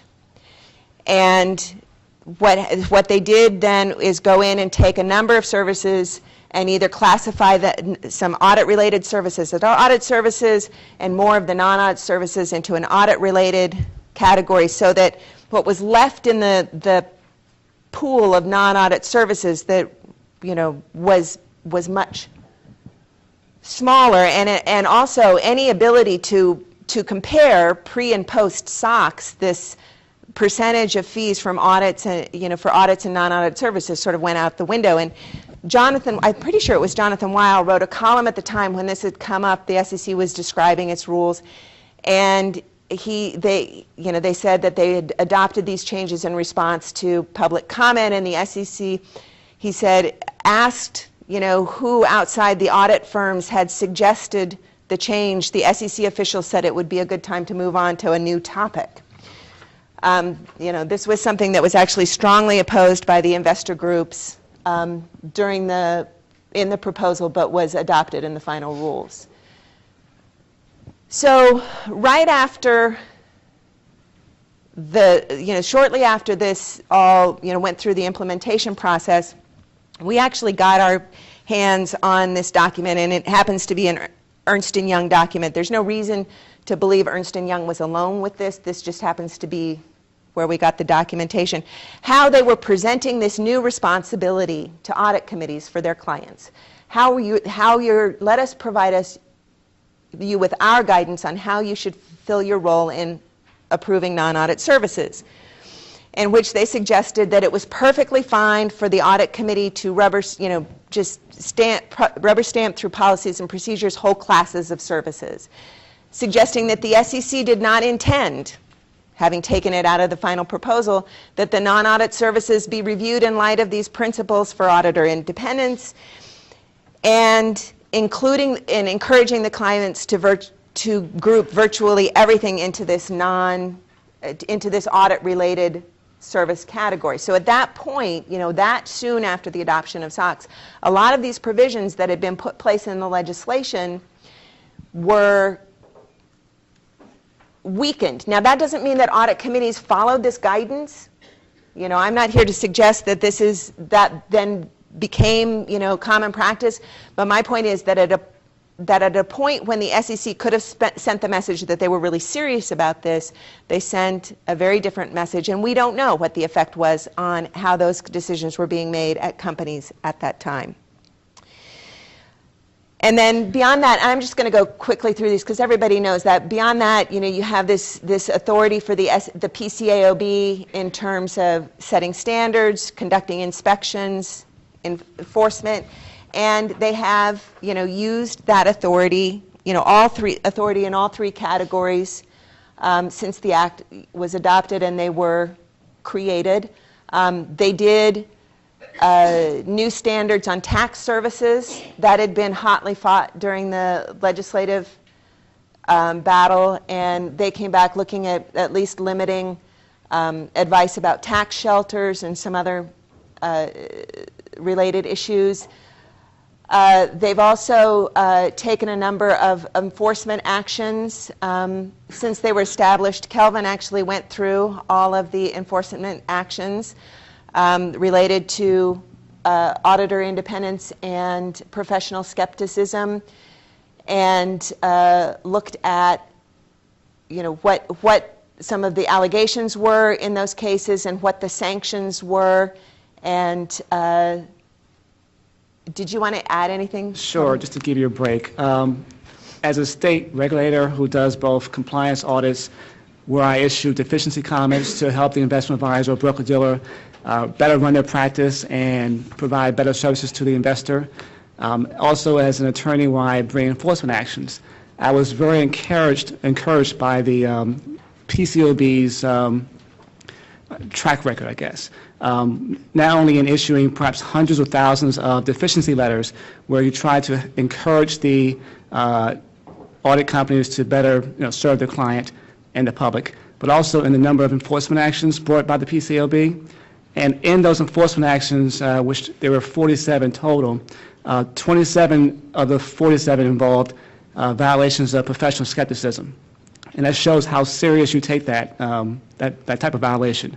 But I was also encouraged by the level of sanctions imposed by not only against not only the accounting firm, where you have in many instances revoked the registrations of the accounting firms, but also against the accounting professionals, where you have barred many of the accounting professionals for engaging in violations of independence or professional skepticism.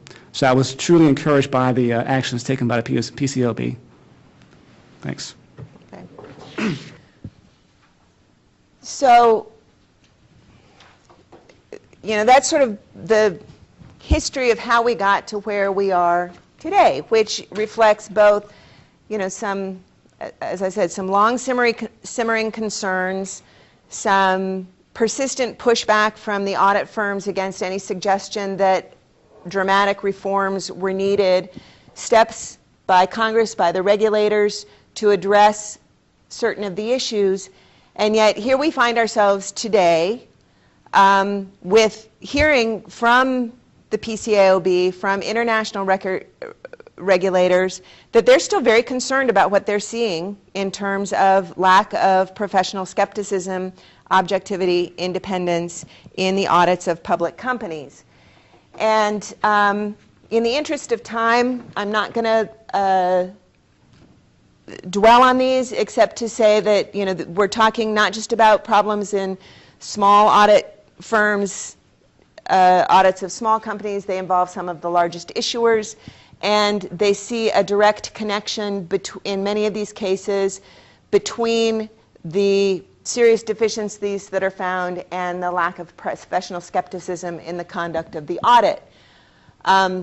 One of the other things that has come out in some of the inspections are materials, marketing materials, in which the auditor is described as a partner with a role of supporting the issuer, where they would, stand by the conclusions reached and not second guess our joint decisions. Now, I don't want to put too much emphasis on marketing materials, but this is actually something we've heard over the years a number of times, which is this idea, it's come up in some of these, like the Complexity Commission, this notion, or SAG discussions, we shouldn't be second-guessing professional judgments. But I think, to me at least, and maybe I'm alone in this, but the point of the audit is to second-guess. It doesn't mean it always second-guesses and differs, but it is, in fact, sort of it should be an independent second look at the issues, not just finding a way to support management's position.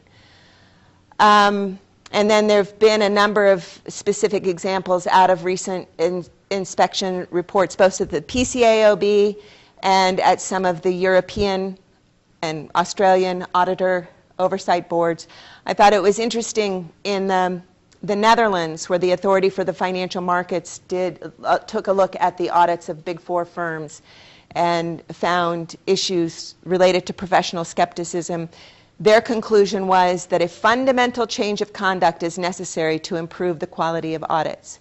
The point being that both here at the PCAOB and at the European Commission, the suggestion has been made that we're not talking about something where we need to be sort of tweaking the system, useful as that might be, but we're talking about something where regulators are suggesting that fundamental changes are needed to address what they see as a very serious problem. It's in the European Commission, I look at their response to the financial crisis as if they're having their Enron moment. A lot of the issues that they're seeing in the wake of the financial crisis mirror the responses we heard after Enron, and some of the policies that they're looking at in terms of limits on provision of non-audit services, and are similar to the issues that we addressed earlier in the U.S. and are looking at now.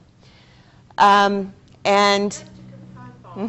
They actually, the Commission is proposing that right. things are not just being studied. No, that's no. They're actually right. They are proposed. Right. If that's not clear. So meanwhile, we have at the PCAOB the concept release that came out, where we've had a little interest, 630 comments letters as of mid-March, which, if not a record, has got to be up there in terms of the level of interest it's prompted. And the comment period is still open, so it's not too late. And then we had last week a 2-day roundtable here devoted to this topic. Now, in the interest of full disclosure, I should say that I have not, in fact, read every one of the 630 comment letters, though I have at least browsed all of the public statements from the 2-day hearing, which is no small accomplishment. There were how many speakers? 40, whatever. And some of them I've read in depth. And what I've tried to do on the next series of slides is give a sense of what messages come out of those comments, because I think the hearing did a good job of at least getting all the various different viewpoints out into the public. So, I think you see there's a vast majority of commenters agree that the combination of enhanced audit committee responsibility, improved communication between auditors and audit committees, and not least PCAOB's inspection and remediation authority have improved the quality of audits and of financial reporting. There's hardly anyone who fails to acknowledge up front that they think they've seen improvement since Sarbanes-Oxley was adopted. Beyond that, though, you get this sort of the spectrum of views from a sense that really everything's pretty much okay, that maybe it might be appropriate to do some tinkering with the system, but really the system is working just fine as it is, to, at the other end of the spectrum, people who still see just a fundamental breakdown, a fundamental lack of independence, and a need to radically reform, get rid of the client pays model. And in the middle, a group of people who agree systems improved, but there needs to be some fairly significant reforms adopted. And it's actually in that middle category that I put the advocates of mandatory rotation. Because while that's being viewed as sort of a radical proposal that's out there right now, compared to some of the other suggestions that are on the table, it's really sort of in the middle range of working within the existing system rather than trying to go after the client pays business model in a more fundamental way. And so I threw in the slides, and since you can read, I won't feel the need to read them to you. A series of some, pulled out just some of the quotes from different statements that are representative of those different viewpoints. I thought this one was interesting just because it comes from a different sort of perspective, but it says, from the perspective of auditor psychology, the question before the board is easy and obvious. Of course the current system undermines auditor independence. Indeed, the very notion that the current system allows for truly independent audits is laughably implausible. So as I said, at one end, everything's working fine. We can, and the other, yeah. It makes me look like a moderate. I love it. And,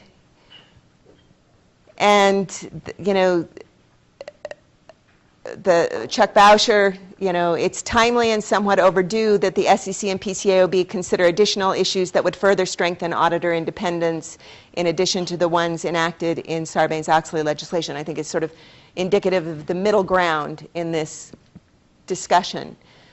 And then there was there's much more than this, but there were some comments within the letters on specific issues. For example, Arnold Wright had research, we've talked a lot about the role of the audit committee, research that indicates that management rather than audit committees still plays the dominant role in decisions about hiring and firing the auditor. Well, given that that was something that SOX specifically set out to change, if that's true, then that sort of invites the question of what we need to do to revisit what could be done to make that more effective. And then again, the issue that was raised earlier of expanding advisory practices, including into areas that are less aligned with traditional audit and tax practices. And then you see the same divisions play out when you look at the comments specifically on mandatory rotation.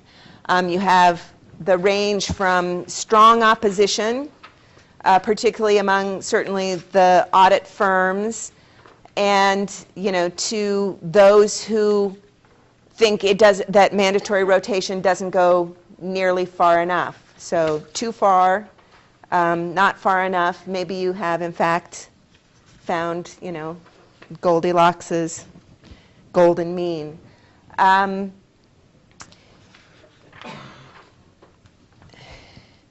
When you look at those who support mandatory rotation, you have, some of the comments about giving a fresh viewpoint. I thought Peter Clapman's comments were particularly interesting because he's been through it.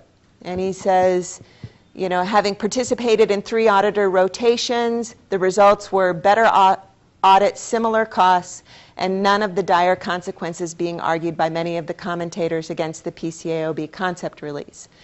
And so the positives that people tend to focus on are a new viewpoint, fresh viewpoint, and that limiting auditor tenure might, if they have less to lose, auditors might be more willing to challenge management. There were, among those who were generally supportive, there were those who were supportive with some reservations that mandatory rotation was really the complete answer. They saw it as a first step, or it might make things better, but it wasn't really going to fully address the issue of auditor independence. And here again, you get a quote, Max Bazerman, at Harvard Business School, who says, the choice should not be between the status quo and the reforms being proposed. Rather, the choice should be between whether our society wants independent audits or whether it does not. And I think this, again, is back to that sort of initial point. we have an assumption about what we say we want an independent audit, and yet we don't actually pursue policies that are designed to create a truly independent audit, was his point, I think. Among the commenters, a number of commenters, probably a majority of commenters who are opposed to mandatory rotation, the basic arguments are it impinges on the authority of audit committees, it increases costs and disruption, and it could undermine audit quality, particularly during the transition to a new auditor. There are also some more specific concerns raised that it might create an incentive for audit firms to invest.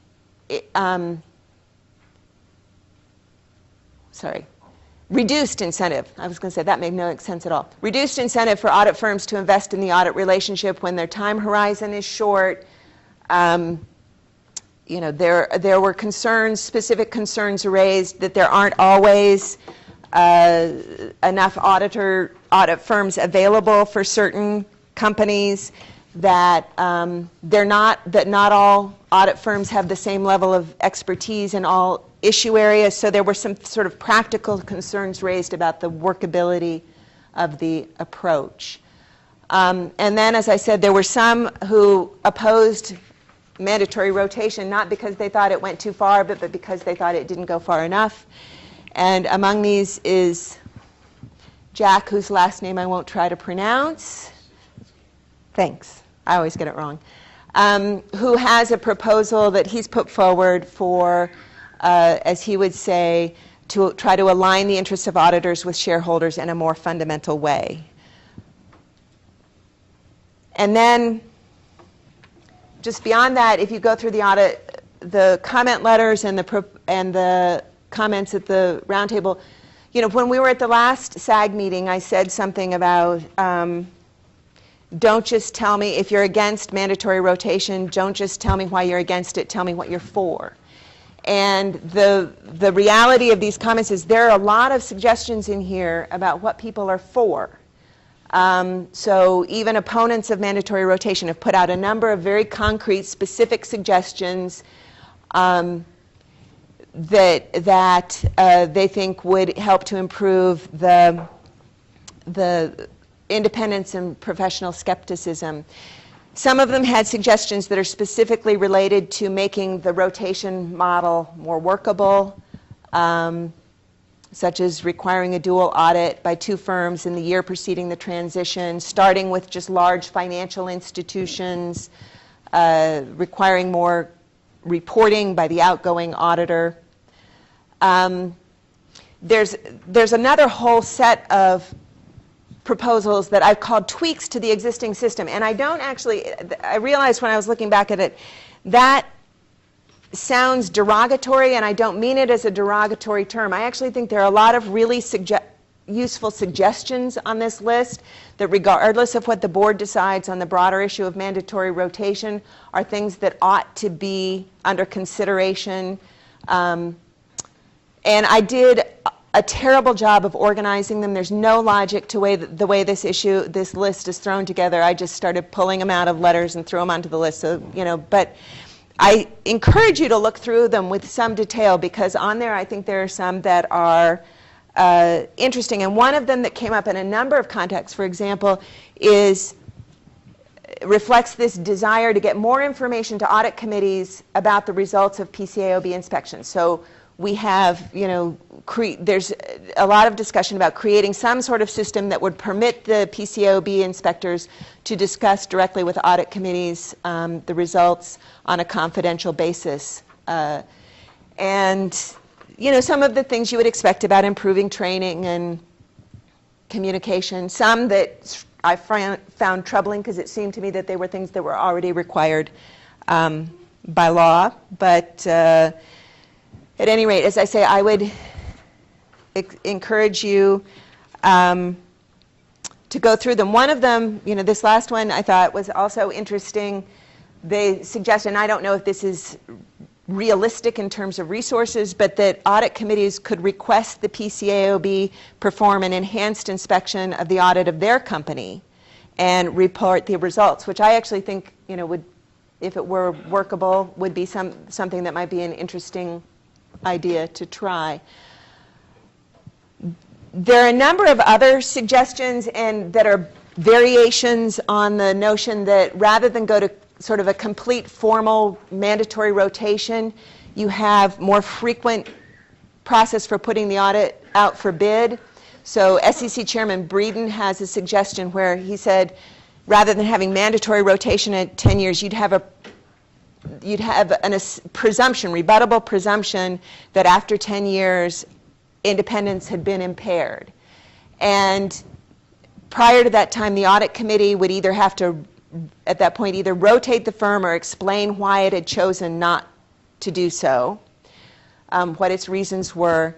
And for the largest such audits, he suggests that you could have a PCAOB inspection in the 7th year, and where they found serious problems, they could require rotation. But where there were no problems identified, the period would start to run again. So the audit firm could be reappointed, and that process would start to run again. Former SEC Chairman Pitt had a similar example, and he talked about having audit committees to do more to consider more frequently whether to retain the audit firm and to document in a pretty concrete way under appropriate guidance what was the basis for their decision.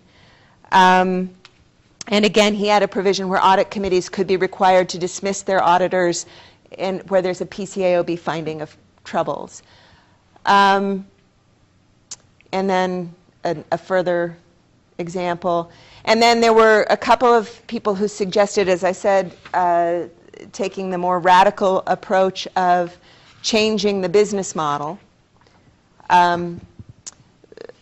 Jack Bogle from the Vanguard Group talked about trying to find a way to make the institutional investors, organize them to take more responsibility for overseeing the audit. He didn't spell out what he thought that might look like, but suggested that. And then, as I say, Jack offered a sort of pretty detailed proposal for having financial statement insurance. Now, that's something that the EU looked at and dismissed as not really sort of ready for prime time.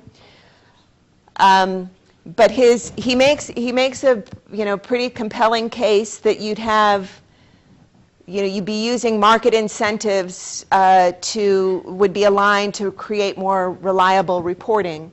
Because you have the insurer who wants to minimize losses, so they're interested in promoting good reporting, and they will set their premiums based on what they see as the risk, and issuers who want to lower their premiums who will then, but shareholders would still pay for that. It's like D&O insurance. I mean, you're still paying to protect yourself. You put your mic on, Ann, if you would, please.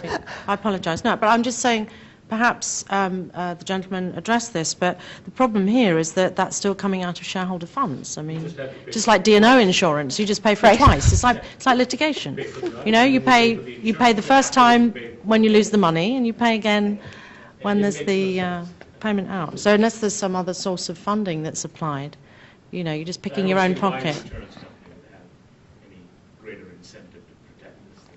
Yeah. I mean, I'm sitting here as an investor. I now have to pay for the insurance company. I've got to pay for the And auditor. you alleviate the duty on the directors to get it right. So clearly not a popular idea with this crowd. The sidelines. So that is designed to give you an idea of sort of the scope of ideas that have been put on the table around what the PCAOB could or should be doing to enhance independence, objectivity, and professional skepticism. And just to sum up, there were two quotes that I thought were worth pondering before I throw it open to you all for your broader discussion. One is from a Washington Post editorial. I think it was probably written by Sebastian Mallaby back during the Enron era when Congress was considering SOX. And he wrote, "There's a price to regulation. When you tell companies not to hire their auditors, you may distort the job market. When you force them to rotate audit firms, you impose real costs. But the efficient allocation of capital depends on accurate bookkeeping, and the books won't be accurate so long as auditors remain conflicted or corrupt. In this contest between audit firms' business models and the public's interest in disclosure, surely somebody will take the public's side. And then more recently, Jonathan Weil, writing in a larger article about MF Global and Olympus, he writes, "So many large companies have blown up after getting the all clear from a Big Four accounting firm that many people regard auditor opinion letters as a joke. The biggest fear for the Big Four cartel should be that someday investors will become so fed up that they demand the status quo be chucked entirely, figuring they've got nothing left to lose. We're not there yet, but give it time. If the auditing profession can't figure out a way to reinstill value in its most basic product, even terrible solutions may start to look like drastic improvements."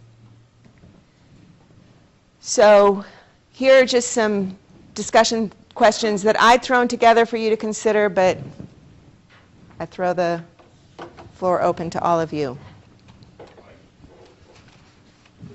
This is obviously, out of all the things today, and not that I have been bashful today because I have not, but of all the things today, this is probably one where I'm the most passionate about because I've been on both sides. I've been an external auditor for a Big Four firm. I've started internal audit functions. I've helped create and start enterprise risk management functions, and I currently serve as a chief audit executive for a registrant of TD Ameritrade.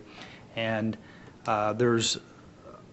my first bottom line is what I wholeheartedly agree, which this is a very, very well done, thought out presentation, and thank you very much for that, and very balanced and fair, so thank you.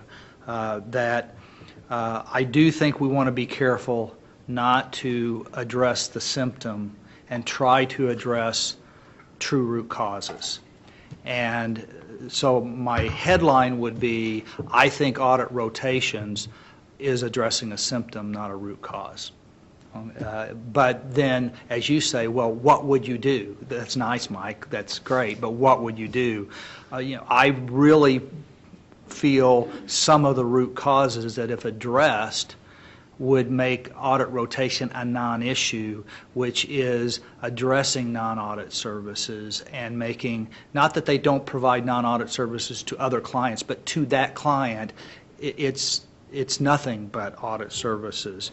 That I really, really think there's a model that's somewhat of a hybrid of several of these, where there could be a pay dues and someone like a PCAOB actually makes the hiring decision of the firm for a registrant, but it's not that an insurance policy, the company would be paying into a pool, and the audit committee and the PCAOB maybe would have some mechanism of jointly considering hiring the firm, a recommendation coming from PCAOB based on a bid process and the audit committee selecting it, and that based on performance indicators and the performance over a period of time, be it 5 or 10 years, and then at the end a reassessment of the firm, how did they perform? Was there consequences if they hadn't? I think part of the bidding process should be a PCAOB examination of that firm and the results of that reported directly back to that audit committee, and it's part of what the registrant is paying to, if it's not PCAOB, another entity of some kind, and that if the performance has been good and the results of that audit at the end of whatever period of time are good, then based on a competitive bid process, they would be the leading candidate because they have the requisite knowledge, they have the accumulated audit knowledge, and they could and should be rehired. And address from that aspect, I think forcing an audit rotation and leaving the other things unaddressed, again, I think is taking aspirin for a fever versus addressing that the firm that's hired may be and could very well be the best, most qualified firm to do that audit, and by forcing the audit committee to fire them every 6 or 7 or 10 years makes no logical sense to me. It should be based on performance, results of the audit quality, and how you put the things in place to ensure that does have objectivity and independence, not force a symptom to address the ultimate solution. And the one thing that I have not heard enough about here is, in a well-organized governance structure for a company that has the audit committee overseeing all audit services, including a qualified internal audit function that is complying with the professional standards that have been established by the Institute of Internal Auditors, and they reporting from a functional and a fiduciary point of view directly to the audit committee can serve a very important role in assessing management's opinion on internal controls, assessing the effectiveness of the external auditor's role, and be another, I'll call it objective, because unless they were paid for not by the company, some people get hung up on the term independent. I don't. I think it can be independent and objective if the chief audit executive is evaluated by the audit committee and the audit committee chairman, that they're reporting directly, that they're qualified, they have the right training, they have the right background, they have the right resources, and they can complement and add a lot of assurance and comfort for the audit committee and shareholders if they're structured right. And that partnership between that and addressing some of the root causes, I think, is a much stronger path to go than forcing a mandatory rotation just because that could be legislated and it ignored all the other things that are really, in my opinion, the root causes. So thank you for listening to me. I'm obviously very passionate on this topic. Thank you, Bob. Barbara and group, thank you for distilling down 3 days or more of interviews and sessions. It was, and now I don't have to go back and read it all, so I appreciate that. But I agree with Mike in terms of getting the root cause, but I don't, to me, the root cause is the business model. And you have an industry that has a public franchise that has barriers to entry, that no audit committee in the right mind would say, I want the cheap audit, not the good audit. So you have a high demand for services in a very structured industry. The product is independence, objectivity, and professional skepticism. So it seems strange to me that some firm it wouldn't take advantage of that situation and step up and basically put forward themselves as that kind of product, not the product of a whole website full of services. And in doing so, and maybe that's where the regulators come in, I'm having trouble seeing the disadvantage of moving toward, I don't want to say audit only, audit focused, insurance, whatever you want to call it, but a way to improve the public's view of the capital markets and fulfill their public franchise. I don't think they're inconsistent. I don't think making money is inconsistent with that. So I'm a little at odds with the sort of the position being taken. Tony Sandi. Thank you, Steve. I'm just wondering about the discussion we've had and the evidence you've shown about the split between the audit fees and the non-audit fees. There's a very simple principle in financial reporting that says when you sell two things in a bundled arrangement, you can't take what you said the value of each of those was. You've got to figure out what the real value is. Okay. So I think that the audit firms who are supposed to be applying this standard seem to be playing a game with that too. So I wonder, is it they're deliberately keeping the amount of the audit fees down? When you look at the extent to which there's a difference, and I understand that it wouldn't necessarily apply if you were talking about non-audit fees that are sold to a company, to a firm that you're not auditing. Right. I understand that. But there's an interesting question, I think, in there. I think that they have deliberately played this game with respect to the audit fees. So, I mean, it's an interesting question. So, in the initial disclosures, when they first did the disclosures, were they deliberately making the audit fee look lower than it was by classifying a bunch of things as not part of the audit fee?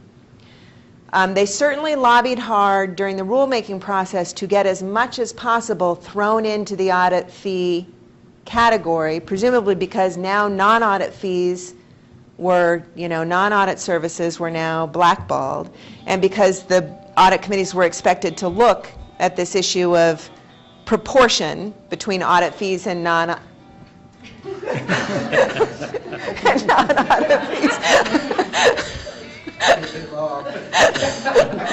I'll just dance. Supposed to look at that proportion in terms of thinking about conflict of interest. So I don't know what, the incentives have clearly changed in that period between how you want to present the numbers, but. I think the point really is that you can, by saying that, we are doing X number of things, we'll call all of these audit, but the fee we're charging is much lower. And I think that's the deliberate part of it. And so it's not really a question of what gets called what. That's something that I think is very, very difficult to accept from that perspective. I think the other point that you've made, which is very important to keep in mind, is the weakening of the financial expert requirement. I think that's a critical area. And again, no surprise that they did that, but it's clearly there. Because you can see, on the other hand, I must say that it also reminded me of the comment by the head of the audit committee for Enron, who said that management was, and he was a chaired professor at Stanford, Jetty K, who said that he didn't know why he would have to check anything. He was a dean. Right. Well, I remember there was right around that time, and I didn't take the time to dig it out. There was language that went out around sort of post-Enron, pre-enactment of Sarbanes-Oxley that clearly some law firm had put out, that basically audit committees were using to disclaim any responsibility for any kind of oversight of the numbers. We just sort of look at what's given us, and we don't. So it seemed to us at the time that there was, that audit committees were a pretty slender reed on which to pin our hopes for reform. And then when they did the rules, as you say, on financial experts, there was a concern that if they set the standard too high, or at least that was, how it was presented, if they set the standard too high, they wouldn't have enough candidates to serve on those positions, which may be a legitimate, I don't know. But they could phase it in. Right. It's not as if you have to do it right away, and it's not as if that couldn't be built. It's not as if there aren't people out there. And if you look at what the suggestions are now, particularly from the audit firms in this area of how we can improve the existing system, improving the expertise of audit committees, improving the resources they have available to them, and improving training are all sort of up in there. We're still back to this notion of how do we make this audit committee oversight function work better. Ann? Thank you, and thank you very much. I know. I apologise. Thank you very much to the group and to the previous group. I didn't get a chance to compliment you either. This is such a useful day. I have a question which goes back to what's happening in the European Commission. And I know I rattled off a few, points before we talked about going concern. But I'm going to make a statement of the bleeding obvious, as they say in London, which is the big four at the centre of attention here are the same big four at the centre of attention in Europe. So what the European Commission thinks it's tackling include an issue of independence, but they're looking at it in a rather more integrated way, and I think there's an advantage for that. So first of all, they're saying, what's the purpose of their reforms? And remember what they're doing. They're proposing to ban non-audit consulting, to make rotation mandatory, and a string of other things. So whether this all happens and they get it through, I don't know. But the same big four are having to deal with that agenda in Europe. It's the same networks. And this is why they think they have to put this package of reforms forward. So one, a lack of choice for audit clients resulting from high concentration levels, in essence an oligopoly. Two, systemic risk if one of the big four collapses. Three, possible conflicts of interest and issues around the independence of auditors. Four, doubts around the credibility and reliability of the audited financial statements of banks and other institutions and listed companies. These came in for heavy criticism during the crisis. So I think that something I put really as a question to the PCAOB board is, are we in danger of trying to think about the big four and the structure of this industry, the business model, the numbers, the oligopolistic, the dominance? I mean, these same big four, just to give you the numbers from the European side, I mean, the dominance is extraordinary. The market share of the big four for audits of listed companies is 99% of the FTSE 100, 95% of the FTSE 350. In Germany, two of the big four have the mandates for 90% of the companies on the DAX 30, and in Spain, all of the IBEX 35 are audited by the big four. So ought we not to be thinking about this from a regulatory point of view, from a global side? So if Europe is battling all this out, and then the PCAOB is battling it all out, and it's actually the same networks and the same people we're dealing with, and the same global economy and the same capital flows, and certainly for CalPERS, we're in all these European markets as well as in the US. So I just feel we haven't had that opportunity to do some joined up thinking. So I apologize for returning to the same point later in the day, but the big four are going to have to deal with mandatory rotation after 6 years in Europe. It's happened, for good or ill. Surely that sets a different conversation over here about what happens next. So, well, to punch your question in the interest of time, what I'd like to do is, we've got 20 minutes left, and we've got a number of cards up, so I want to keep the cards up. No, it's fine. But what I'd like to do in wrapping up is for the people, everybody, to make recommendations in the remaining time. So rather than us asking questions, I'm punting the question, because clearly we can't act in isolation. I mean, we can, but we got to be cognizant of what's going on throughout the rest of the world. But why don't we go around the room, and to the extent that Judge, I don't want all the 10 cards to go down, otherwise we can finish 5 minutes early or 10 minutes early, which is fine as well. Judge, you had a point, and to the extent that anybody wants to make recommendations to the board in terms of what you think we ought to be doing in terms of wrap-up, or bringing up any other issues as we close out the day, that would be very helpful. And you've made the 1982 speech, so in San Diego, and not a lot has changed since there. So maybe you can take off on that. Certain things here. One is, I want to compliment the PCAOB. I've been around a long time, but this is one agency. What I like about it, it seems to be free of politics. You seem to all want to be doing the right thing. I've known you, 50 years. I've known Dodie. I know Lou. I don't know the other two, but I know that you all want to do the right thing. We start out with that. So we got something good to build on. The other thing that occurs to me, with auditors, you got two issues, two problems. One, negligence. Has someone screwed up and they didn't find something? And the other one is aligning their interests with management. Okay. The negligence one, I think you people, if you're not in control now, can be in control of. That's the kind of thing that the person didn't see something. And by the way, you and the firm itself is interested in rooting out negligence in a firm. So I don't think that should be the big issue. The real issue is the alignment. The real issue, and that's, we seem to be going around the subject. We're saying, what's independence? It's this, it's that, it's the other thing. And really it is aligned. And what these auditors have to do is they're like umpires in a game. They got to call the balls and strikes as they see them. They cannot just try to accommodate the people the company they're working for. That's got to be taken out of the game. You got to do that. Now, you in your inspections obviously ought to be looking for that tendency. Are they then trying to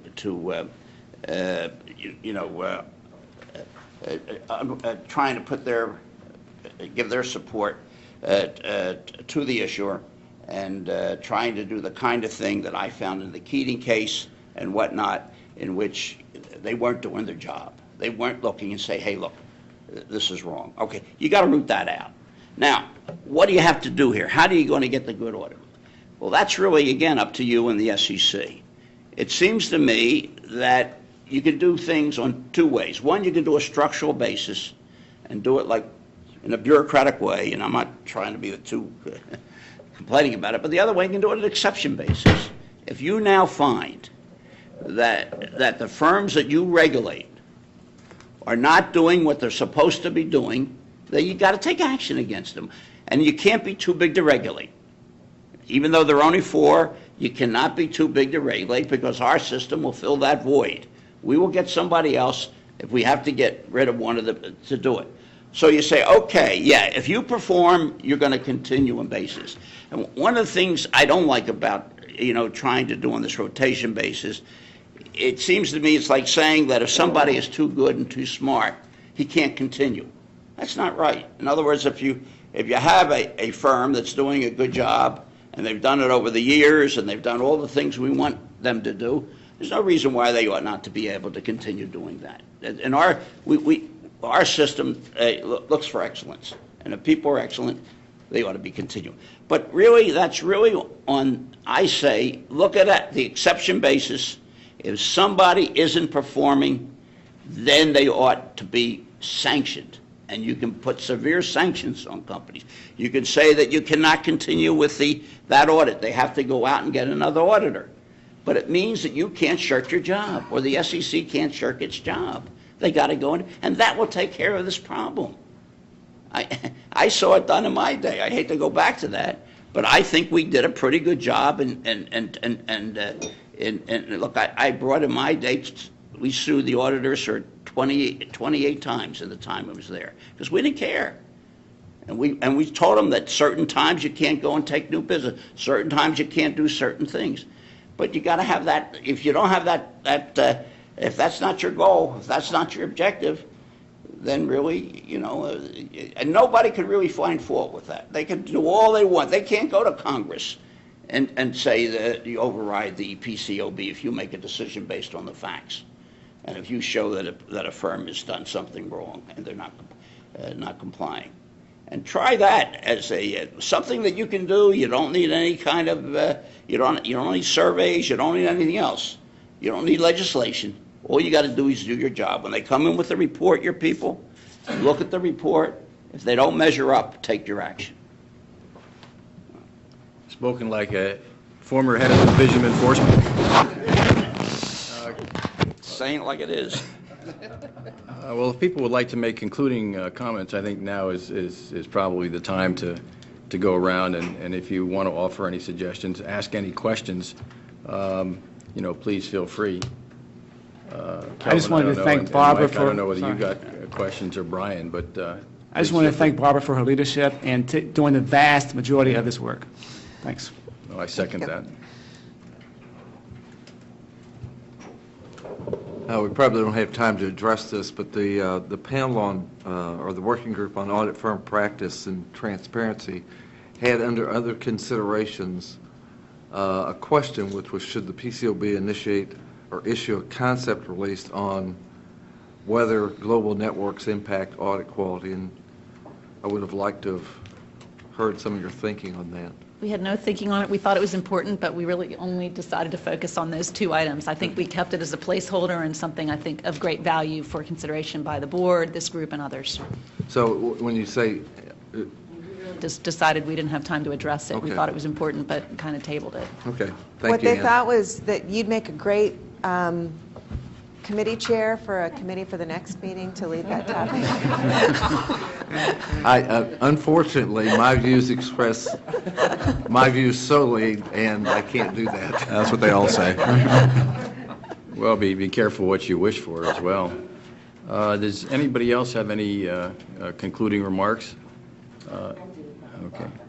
Just one thing, well, two things. Tony, I think you had raised the question where audit committees putting pressure on auditors to keep their fees down. And I will tell you that the answer is yes. In all of the committee meetings I'm aware of, after the tremendous fees to comply with Sarbanes-Oxley, then people started saying the books are clear and what you're doing is status quo, and no, you can't raise your fees. And so that's been very much a reality. I think the other thing, to Barbara's point, you said that audit committees were told by the auditing firms what they could and could not do, and I would just say that it really is, it has been governance lawyers and internal counsel that has interpreted the laws to the audit committees and to the boards in my experience. Right. Can I clarify? Because what I said was something specific, that an audit firm, and we had no reason to believe it was isolated, put out an advisory to its audit clients about its advice on how they take on this new role of reviewing non-audit services. And I think I was specific in saying that we did not then assume, because they had done that, that audit committees then fell into line and followed their pattern. Okay, well, so I made a distinction between what the literature was advising, how they were seeking to use this process to achieve their ends, not and they how may audit advise. committees all responded. They may advise. The reality is that that information really does have to come from legal counsel. One of the things that strikes me is that shareholders have been very vocal about a number of other things, so that if for some reason shareholders feel they're not being well served by the auditors, then I can't imagine they wouldn't speak out, or perhaps they should. I mean, that, again, shareholders have an active role in that, but as the judges said, as long as the company's being run well, things are going well, they tend to be very satisfied. That's not to say that the board is always, and so I think the board has to continue to take more responsibility, as well as the audit firms. It is not difficult to find financial experts to serve on the board, so I think we have to continue that. I think that's a good practice and that we should encourage it. Thank you. Ann? Thank you, and I wholeheartedly agree with Bonnie. I think that it is time for shareholders to step up, and if we were to look at the votes cast on the reappointment of auditors in recent years, even where there had been grim results that had not been detected in advance, I think we would all look rather ashamed that we weren't paying more attention. So I think that's the place marker, the role of shareholders and what shareholders could and should be doing to back up the improvement in quality. And just for the record, to say I would welcome the PCAOB looking at the European Commission proposals. There's an underlying, I think, shared interest in making this work. We, as global investors, would certainly find that extremely helpful. And because you're dealing with the same people through the audit networks, it could actually be efficient. Doesn't mean that Europe's got it right, but it would, I think, we would all benefit enormously from that coordination. And if you think there's some work that we can help with at CalPERS through this advisory group, we'd be glad to contribute. Brian, I'm saving. I'm sorry. Let me just say that we are very aware of what the European Union is doing. We're our people who do this stuff are in contact with them.